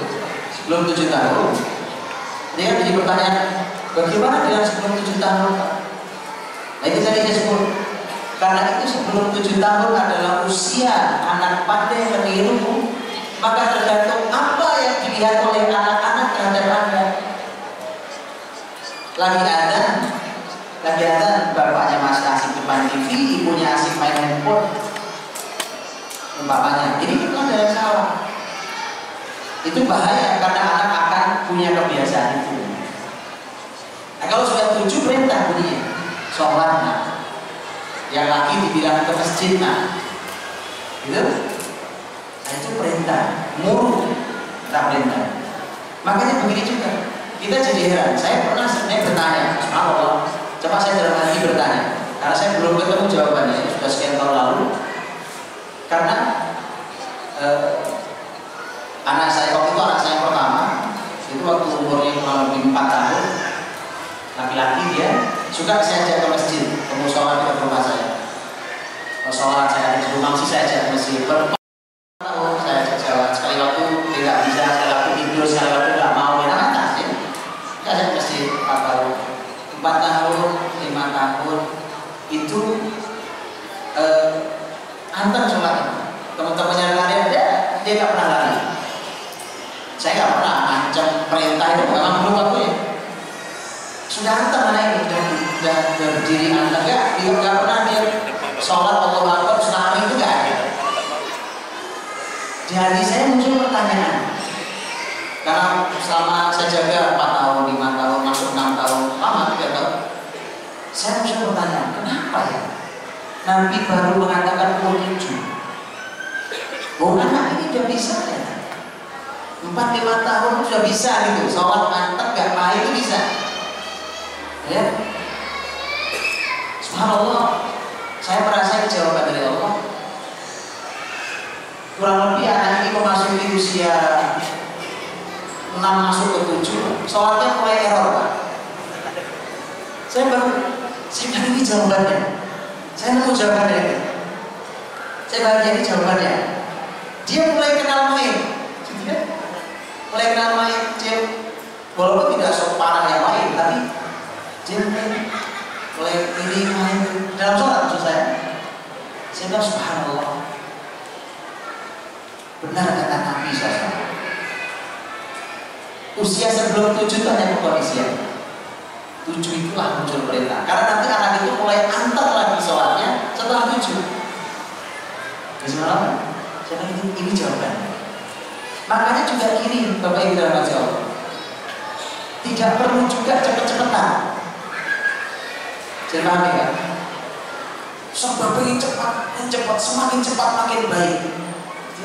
Jangan juga cepet-cepetan. Kalau ada yang dianugerahi Allah kecepatan, asal betul bisa menjaga dan istiqomah, itu luar biasa, itu anugerah nikmat. Tapi kalau usah cepet-cepetan, karena Nabi sudah kasih batas.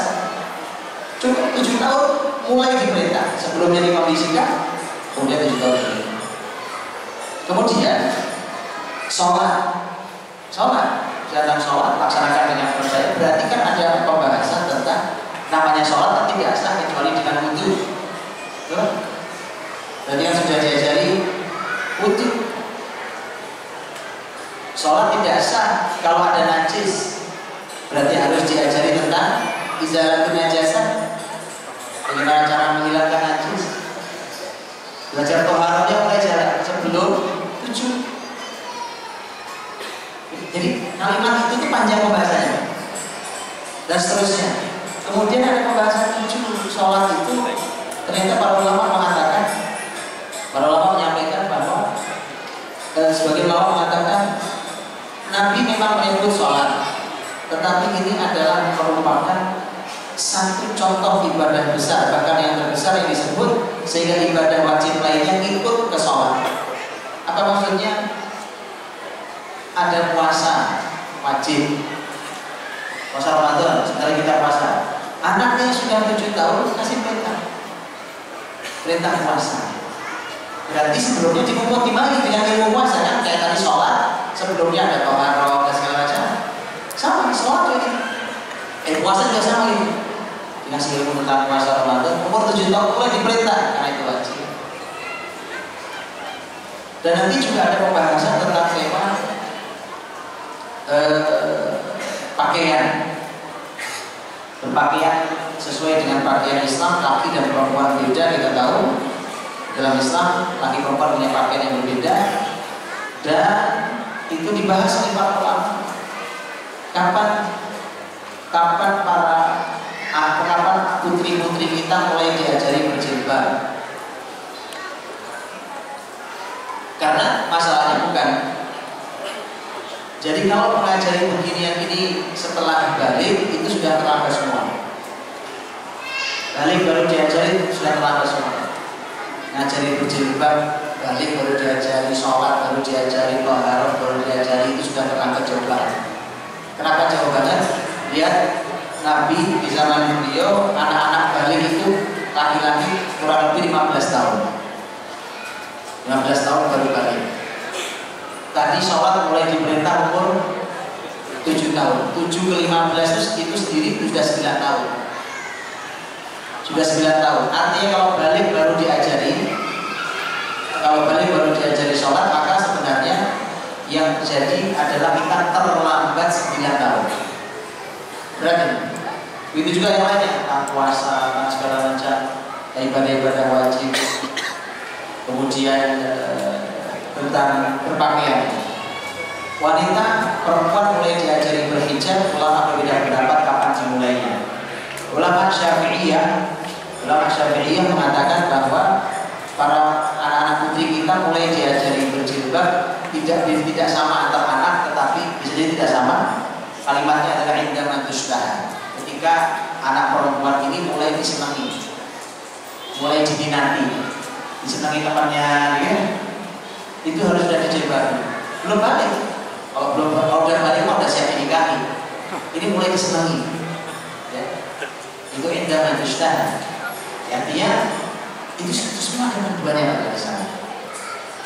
Nah, kalau sudah begitu masuk setelah 7 itu berarti prosesnya penjagaan.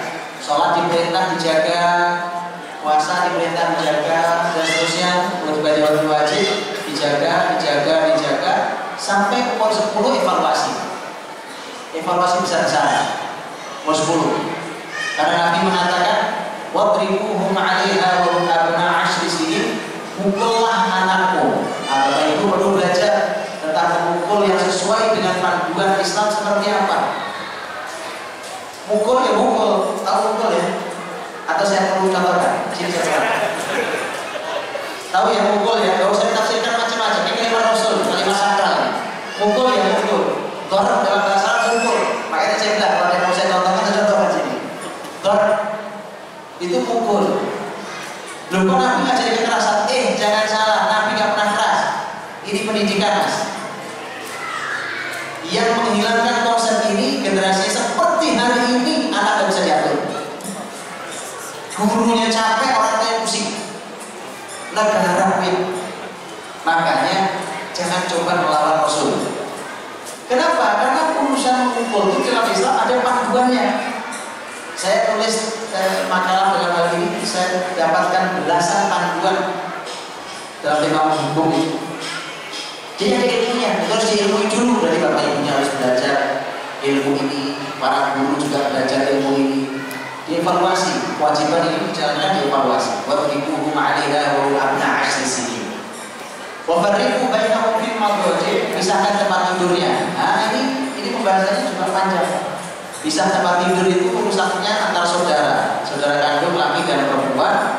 Kalau kemarin boleh tidur bareng satu tempat tidur, umur 10 harus misah saja. Itu suka ada pertanyaan, dan ini pentingnya kita mau ilmu cara jawabnya gimana. Kalau begitu kita pisahkan, nah kamu mulai besok tidak boleh tidur sama adik ya, karena umurmu sudah 10 tahun. Kira-kira apa jawabannya? Kenapa? Disitulah aku harus tahu cara jawabnya. Tahu cara jawabnya? Usah cuma lagi saya itu enak lempar-lempar aja ya. Begitu pentingnya orang mengerti. Itu kesempatan ketika dia nanya kenapa, itu kesempatan menjelaskan. Masya Allah, dengan bahasa yang bisa dipahami anak. Dan itu sebenarnya Bapak Ibu ada pembahasan tentang tema besar yang hari ini menyesatkan tentang sex education. Menyesatkan.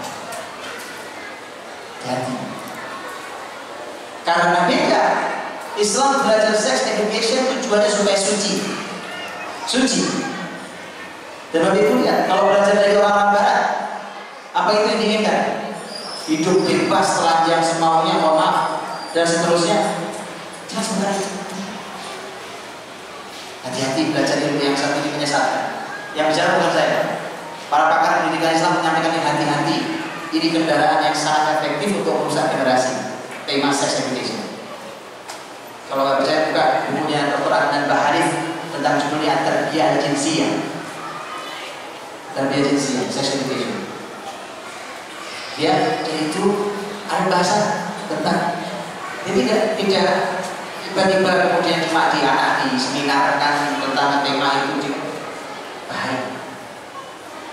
Karena Islam mengajarkan seperti itu dengan cara halus, sangat halus. Sholat saja ada pelajaran tarbiyah jinsiyah, sex education kan. Terus sekarang kayak masjid begini loh. Saya walaupun belum lihat kamar mandinya, tempat wudhunya, saya yakin dipisah, betul kan? Begitu mau yang laki sebelah situ, yang perempuan sebelah situ. Itu pemisahan kan biasanya. Sholat, semua juga tahu yang laki sholatnya di depan, perempuan sholat di belakang. Tanpa kita sadari ada pelajaran sex education di dalam urusan sholat. Begitu urusannya 10 tahun langsung pisah. Itu sama saudara kandung.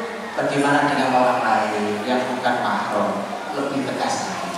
Makanya anak 10 tahun itu harusnya di sekolah-sekolah SD sudah nggak boleh salaman dengan lawan jenis. Kan itu aturan Islam memang.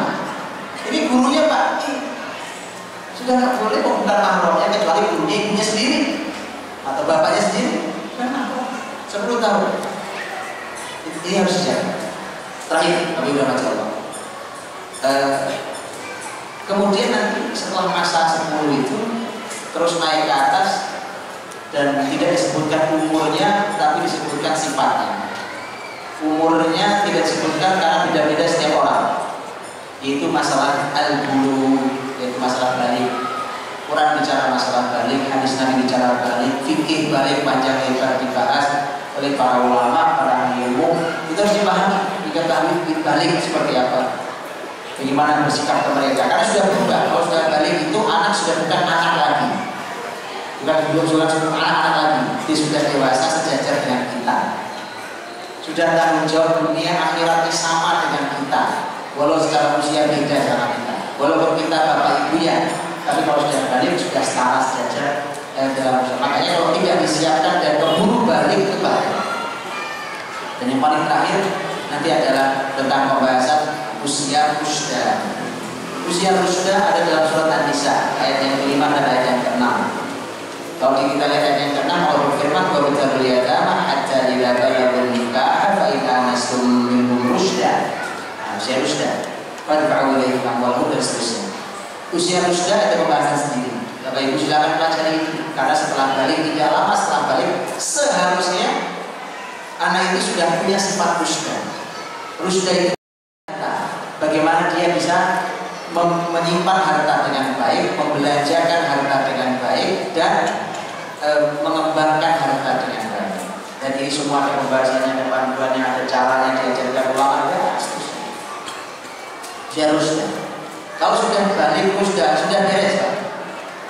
Sampai di situ kalau berhasil semuanya Masya Allah, sisanya itu kendaraan sudah jadi. Bukan kendaraan sudah jadi. Antum mau taruh beban apapun jalan dia yang kecepatan paling tinggi aman. Karena nanti tinggal di ujung Allah kasih terminal terakhir. Nah, sebenarnya nanti ada satu lagi tapi ini yang disebut dalam Quran. Allah tadi sampaikan dalam surah Al-Ahqaf ayat yang ke-15 tadi. Ketika Allah berfirman wasallallahu alaihi wa sallam sana anak qurha wa ba'dukum qurha wa amil wa fisal ila syahr hatta idza balagha ashuddahu wa balagha 40 sana. 40 tahun, umur 40 tahun. Ini pembahasan sendiri Al-Ahqaf 15. Dan seterusnya itu Masya Allah itu menjadi masing-masing harus dipenuhi. Saya cuma memberikan harga-harganya saja, silakan dibahas lebih lanjut dalam kajian-kajian rutin supaya kita tahu bahwa Islam ternyata sangat detail pembahasan tentang pendidikan generasi. Wallahu ta'ala bishawab. Assalamualaikum warahmatullahi wabarakatuh. Ada beberapa pertanyaan yang masuk. Kemudian untuk bapak-bapak bisa mengajukan pertanyaan secara langsung. Kami beri kesempatan untuk 3 pertanyaan. 1, 2, 3. Oke, sebentar 3 dulu. Di belakang ya. 3 dulu ya, silakan. Silakan maju dulu. Yang belakangnya dulu. Belakangnya ya, yang belakangnya dulu.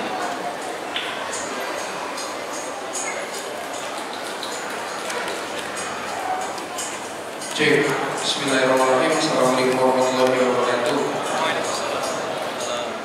Selamat siang Ustaz Mulyad Syarif. Alhamdulillah saya mahasiswa IAIN Purwokerto dan saya salah satu fans dari Ustaz ya. Saya nyimak beliau dari YouTube, dari acara beliau di Trans7 dan sebagainya.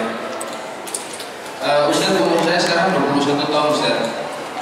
Kira-kira boleh kasih tahu nggak tips kalau umur sekian itu harusnya apa yang dipelajari dan harusnya sudah bisa apa kalau memang dalam konsep Islam Ustaz. Kalau yang kedua, satu lagi mungkin nggak masuk nggak masuk tema, cuma saya ingin tanyakan bagaimana Ustaz, saya kan di jurusan dakwah IAIN, jadi bagaimana cara Rasulullah berdakwah dan mungkin sedikit di digambarkan bagaimana konsep beliau dakwah. Dan kedua, kalau memang waktunya nggak cukup, mohon minta literaturnya Ustaz, sumbernya dari mana saya bisa belajar Rasulullah ketika berdakwah. Terima kasih. Assalamualaikum warahmatullahi wabarakatuh.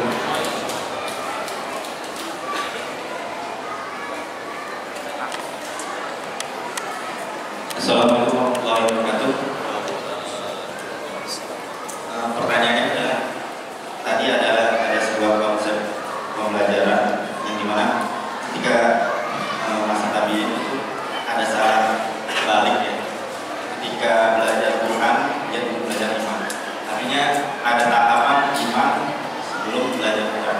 Nah, saya masih kurang paham adalah apakah ada seperti hari tadi hasil tadi 3 tahun atau 4 tahun untuk belajar iman dulu, kering waktunya, dan seperti apa mengajarkannya? Apakah ketika kita belajar mengajarkan iman itu tanpa belajar Quran dulu?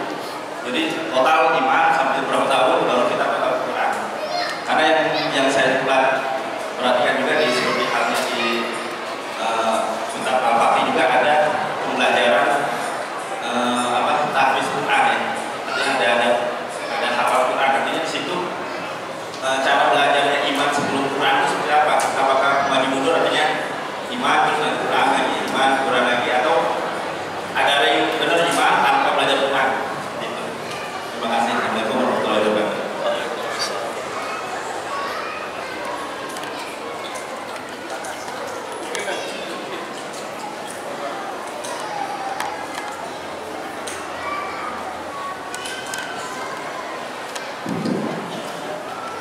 Assalamualaikum warahmatullahi wabarakatuh. Mohon maaf barangkali pertanyaan saya mungkin melenceng dari tema kali ini, tapi saya agak masih cerewet-cerewet.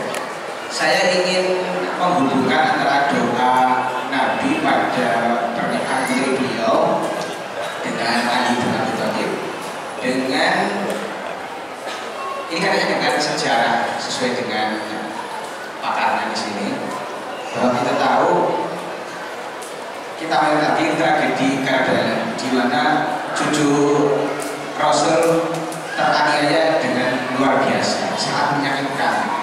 Padahal kita tahu bahwa tidak ada doa Nabi yang tidak terkabulkan kecuali hanya satu. Artinya doa Nabi pada pernikahan putri beliau insya Allah terkabulkan. Bagi kita awal-awal kita melihat atau melihat dengan terbunuhnya atau teraniayanya cucu-cucu beliau pada perang Karbala, ini sepertinya kita menilai bahwa doa Nabi tidak terkabulkan. Kemana doa Nabi kita bisa merasakannya pada saat ini? Nah, ini keawaman seperti ini mohon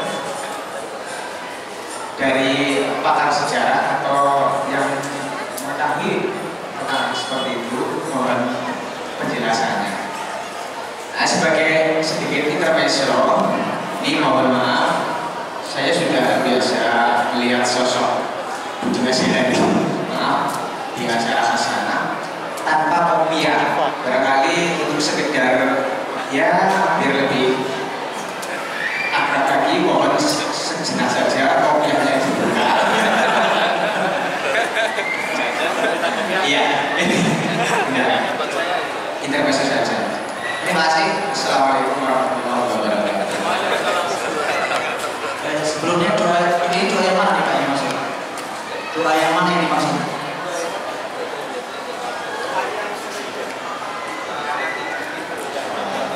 Doa yang gimana?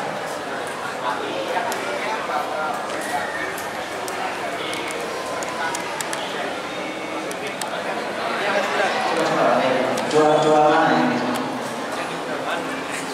Doa yang intinya bahwa dari pernikahan putri beliau dengan Ali bin Abi Thalib itu menghasilkan keturunan yang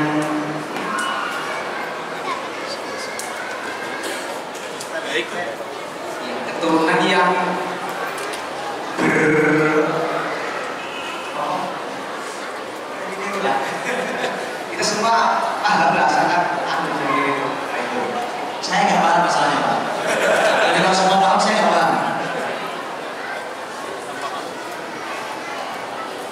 ada ya doa Nabi untuk ini? Ada untuk setiap undangan. Oh di undangan, saya kan di kitab apa itu aja? Saya kan di kitab mana itu di undangan. Ya. Ini memang ngaji pakai kertas undangan yang repot. Oke, intinya menghasilkan keturunan yang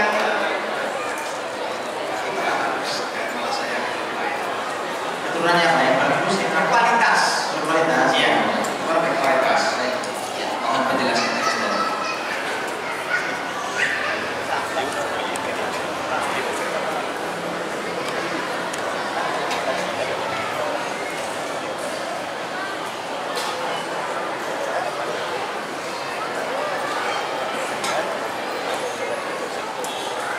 Baik, untuk dirahmati Allah SWT, pertama pertanyaan tentang anak muda kita 21 tahun.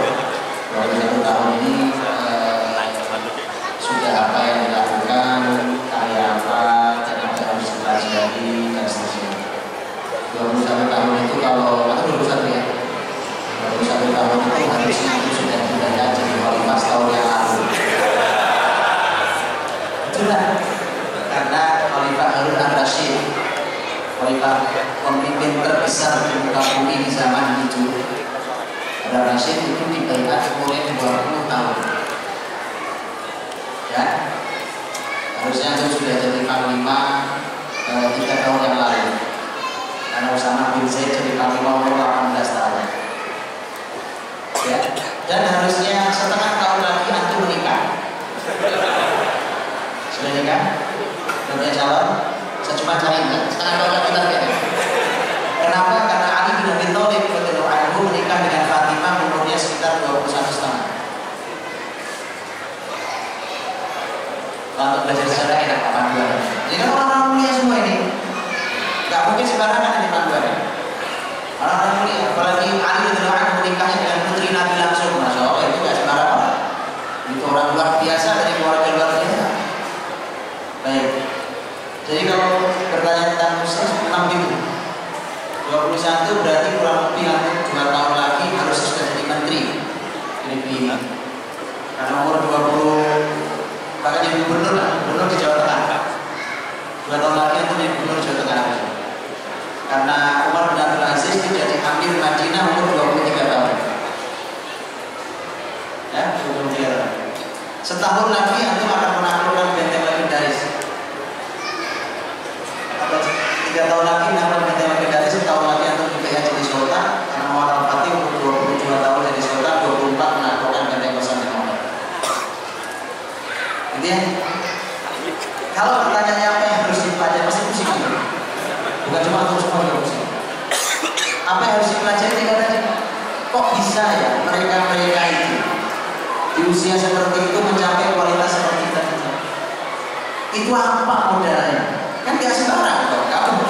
Gak mungkin tiba-tiba orang jadi sultan tanpa kualitas. Gak mungkin jadi amir Madinah. Kayak Madinah itu pusatnya ahli ilmu saat itu. Gak mungkin kecuali orang berkualitas jadi pemimpin gubernurnya saat itu. Umurnya baru 23 tahun orang berasa. Nah maka dari itu saya hanya meminta anak muda seperti aku sudah lulus kuliah belum? Masih skripsi. Semester 6 ya. Semester 6. Sebenarnya kesempatan mahal untuk menata ulang ilmu kita. Tolong ditata ulang ilmunya. Saya kasih panduan satu ayat saja untuk jabarkan satu ayat ini, ya. Atau kalau mau 2 ayat. Kalau ayat yang pertama di surat Al-Jumu'ah, ayat yang kedua, "Walladzi ba'atsa fil ummiyyiina rasulan minhum yatlu 'alaihim ayatihi wa yuzakkihim wa yu'allimuhumul kitaba wal hikmah wa in kanu min qablu lafi dhalalin mubin." Ini panduan pertama, cuma ayat yang kedua ayat ini menyampaikan bahwa ini masalah urutan ilmu. Ini mohon nanti dipelajari kembali karena panduannya pertama adalah ternyata tugas Nabi membacakan Al-Quran untuk masyarakatnya. Tahu baca Quran? Bisa baca Quran kan? Alhamdulillah. Tapi membaca Quran yang dimaksud zaman Nabi ya, supaya kita tahu apa sih maksudnya membaca. Makanya nanti ada literatur, ada kalimat yang sudah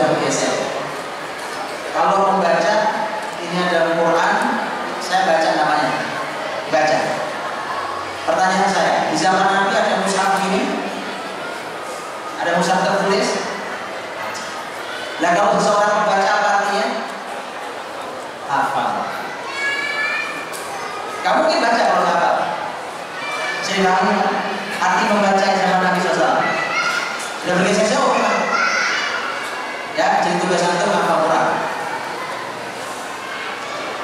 Dan berikutnya tazkiyatun nafs, yuzaki, tazkiyatun nafs.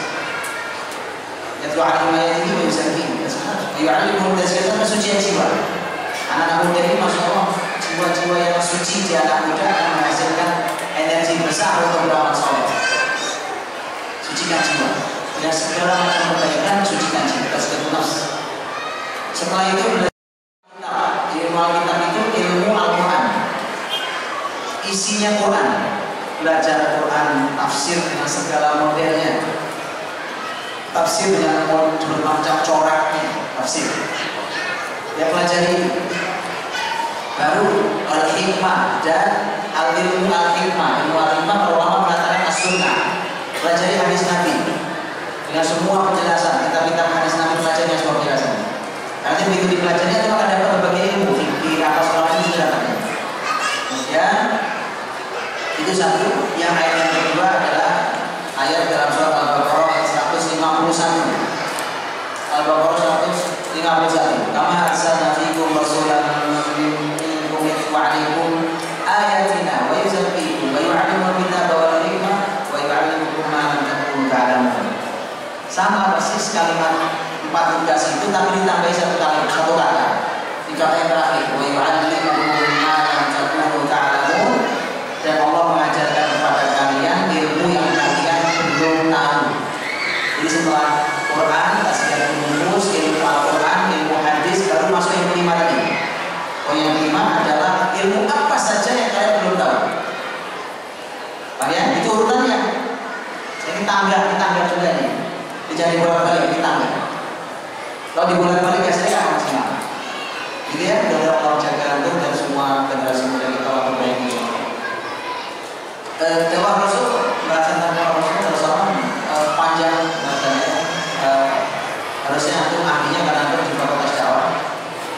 Panjang bahasanya, banyak sekali literatur, banyak sekali kitab. Ya kan? Nanti kita bicara kalau karena pembahasan tentang dakwah Nabi SAW, tentang dakwah luar biasa. Saya contoh satu ini menarik, unik menurut saya unik. Ada buku judulnya Da'watul Nabi lil A'rab, dakwah Nabi untuk orang-orang Arab Badui. Kenapa menarik Arab Badui? Karena Arab Badui itu oleh Quran disebut al-A'rabu asyaddu kufran wa nifaqan wa ajdaru an la ya'lamu hududa ma anzalallahu ala rasulih. Orang Arab Badui ini sangat kafir, sangat munafik, sangat tidak tahu hukum Allah yang diturunkan pada Rasul. Jadi menjadi menarik. Jadi masyarakat yang kayak begini coraknya, depan Nabi kayak apa? Kalau yang bukan Arab Badui, Arab yang lain, kalau nggak begini apa? Ya, jadi belajar. Ini salah satu. Belum lagi nanti ada orang membahas tentang mura'ah al-mukhawabin. Dakwah Nabi itu juga sangat memperhatikan dulu bicara sama siapa, itu ada buku sendiri. Pertanyaan yang sama, jawaban bisa beda, gitu kan? Baik. Pembahasan tentang iman untuk anak, iman seluruh untuk anak begini. Yang dimaksud dengan hadis tadi adalah di mana para sahabat diajari Nabi iman, ilmu diajari ilmu iman sebelum ilmu Al-Quran. Makanya begini, tadi saya sudah sampaikan ya di ayat yang barusan. Poin 1 itu adalah poin yatlu 'alaihim ayatihi, tilawah Al-Quran. Tilawah Al-Quran, di tilawah Al-Quran itu diperbanyak sampai hafal. Tapi setelah itu tazkiyatun nufus, ini iman, disucikan jiwa, baru bicara ilmu isinya, isi Qurannya. Jadi anak itu, Bapak Ibu, kalau antum melewatkan poin 2, kesucian jiwa, dari situ lompat, baca Quran bisa, hafal Quran dia, lompat tiba-tiba ilmu tafsir bahaya. Karenanya bisa kita jumpai penghafal Quran akhlaknya nggak beres. Betul, ada penghafal Quran tahu ilmu tafsir tapi sesat, ada? Iya, makanya. Jadi karena ada yang lewat satu. Padahal ini sebelum ilmu Alkitab. Itu penjelasan dari ini yang bisa berbahaya kalau dilewati, karena ada kesucian jiwa, tazkiyatun nufus. Kesucian jiwa itulah dalam bagaimana cara mensucikan jiwa itu disampaikan Al-Ghazali termasuk yang luar biasa dalam menyampaikan tentang ajaran iman. Itu luar biasa ajarannya, dan salah satunya menanam iman itu adalah dengan mendekatkan anak-anak kita dengan ciptaan Allah di sekelilingnya, dan menghadirkan Allah ciptaannya. Makanya di sekeliling kita ini kan ada ayam, ada kambing, ada kucing, ada pohon, ada bunga, ada alam, ada matahari, bulan, ada bintang, dan seterusnya. Orang bicara bukan hal itu, bicara hal itu. Dia mengenali rohnya melalui ciptaannya. Itu salah satunya. Ya, bisa dipahami kan? Baik. Kenapa? Karena itu perlu. Ibarat tempat saya ini tempat ini, iman itu untuk menyiapkan gelasnya. Dicuci dulu sampai tazkiyah itu suci. Berarti ada banyak, kalau ada lumut, ada apa, sekarang dicuci, ada debu, terus dibersihkan. Setelah itu baru dituangi air paling jernih. Ini ilmu Alkitab, ini ilmu Al-Hikmah, ini ilmu apa saja yang baik. Itu dituangi, tapi wadahnya sudah siap. Kalau wadahnya masih kotor, kebayang, debu, lumut, segala macam di sini, saya tuangi air jernih, bisa diminum kan? Itu ilmunya banyak tapi tidak manfaat. Ya, kita tragedi Karbala. Di Karbala, kemudian dua nabi untuk pernikahan putri di Fatimah. Saya ingin memberikan saran. Belajar sejarah Nabi, mohon belajar yang berurut. Ada urutannya. Nanti kenapa perlu berurut? Fitnah yang terjadi antar sahabat terjadi di ujung Khulafaur Rasyidin. Itu di ujung sekali. Ya, di ujung. Di masa kepemimpinan sebenarnya mulai terjadi masalah di masa 6 tahun terakhir kepemimpinan Utsman, kemudian berlanjut di kepemimpinan Ali kurang lebih 10 tahun. Itulah masa agak kacau, tapi sudah di akhir masa khilafah Ali Hajjaj. Nanti kalau kita belajarnya dari depan, kita akan belajar tentang ukhuwah persaudaraan para sahabat. Mereka rela mengorbankan apa saja bahkan nyawanya untuk saudaranya. Kemudian nanti ada konflik di ujung, kita akan menyikapi dengan baik di ujungnya. Karena kalau tidak, kita akan salah menyikapi, akhirnya kita akan yakin ini yang benar siapa Pak. Kita sering menang-menangan sampai menang. Dan ini efek dari tidak belajar berurut. Makanya mohon belajar ulang itu juga berurut. Nanti kita akan tahu kenapa yang suka kita lupa bahwa kita belajar cuma fitnahnya, tapi kita tidak belajar solusi akhirnya. Contohnya ketika terjadi peperangan dalam sejarah antara Ali radhiyallahu anhu dan Muawiyah radhiyallahu anhu. Ketika terjadi peperangan peperangan sebelumnya, kalau itu Siffin, peperangan sebelumnya Jamal antara kubu Ali dan ada kubu yang satu lagi, ada Aisyah, Thalha, Zubair, Majma'in, semua para sahabat Nabi, dan semua dijamin masuk surga. Ini masalahnya di kita. Kalau ini semua ahli surga. Ahli surga ternyata di dunia bisa perang. Sama-sama masuk surga, bisa perang di dunia. Ini contohnya nyata. Jadi surga jangan dikapling sendiri. Kalau dibagi saudaranya, ya. Ini sama-sama di surga ini. Ali jelas ahli surga, Thalha jelas, Zubair jelas, Aisyah jelas. Tapi perang. Oke. Di ujungnya semuanya bareng-bareng. Aisyah nyesal, Ali nyesal, semua nyesal. Aisyah sampai Ali pernah berkata pada anaknya Hasan, aku berharap andai aku sudah meninggal sekian tahun sebelum peristiwa ini, jadi gak perlu ada peristiwa ini. Penyesalan luar biasa. Dan sebenarnya Hasan termasuk yang tidak setuju, tapi sudah terjadi, ya. Jadi kalau tragedi Karbala nanti menjadi rangkaian dari itu. Bahasanya nanti akan tahu kita berurut, walaupun ini bukan Nabi antar sahabat, tapi ada cucu Nabi Shallallahu Alaihi Wasallam, Husain radhiyallahu anhu. Kemudian nanti ada pembahasan dan ini rawan diputar balik.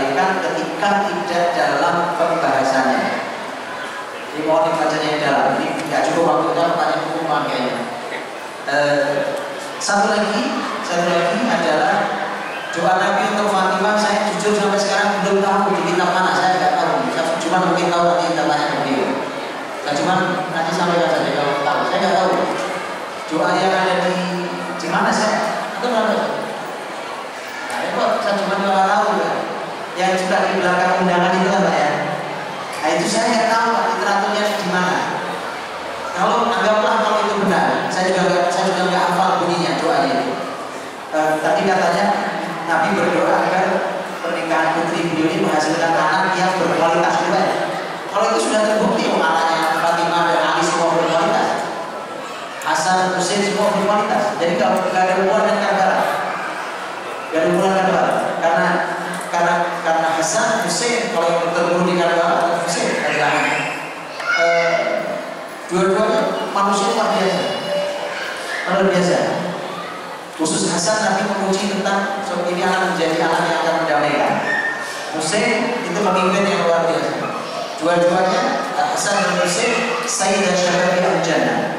Hasan Husain dua-duanya adalah pemimpin para pemuda di surga. Ini kualitas hebat. Didik anak sampai masuk surga itu luar biasa. Ya, itu. Jadi kalau itu sudah berhasil, ya tidak ada hubungan dengan Karbala. Wallahu a'lam. Ini saya bingung, banyak sekali pertanyaan. Sementara waktu habis, termasuk waktu dulu. Kita sebenarnya ingin membahas paling tidak beberapa pertanyaan yang Bapak Ibu kirimkan ke kami, tapi waktunya sudah berjalan dengan kita.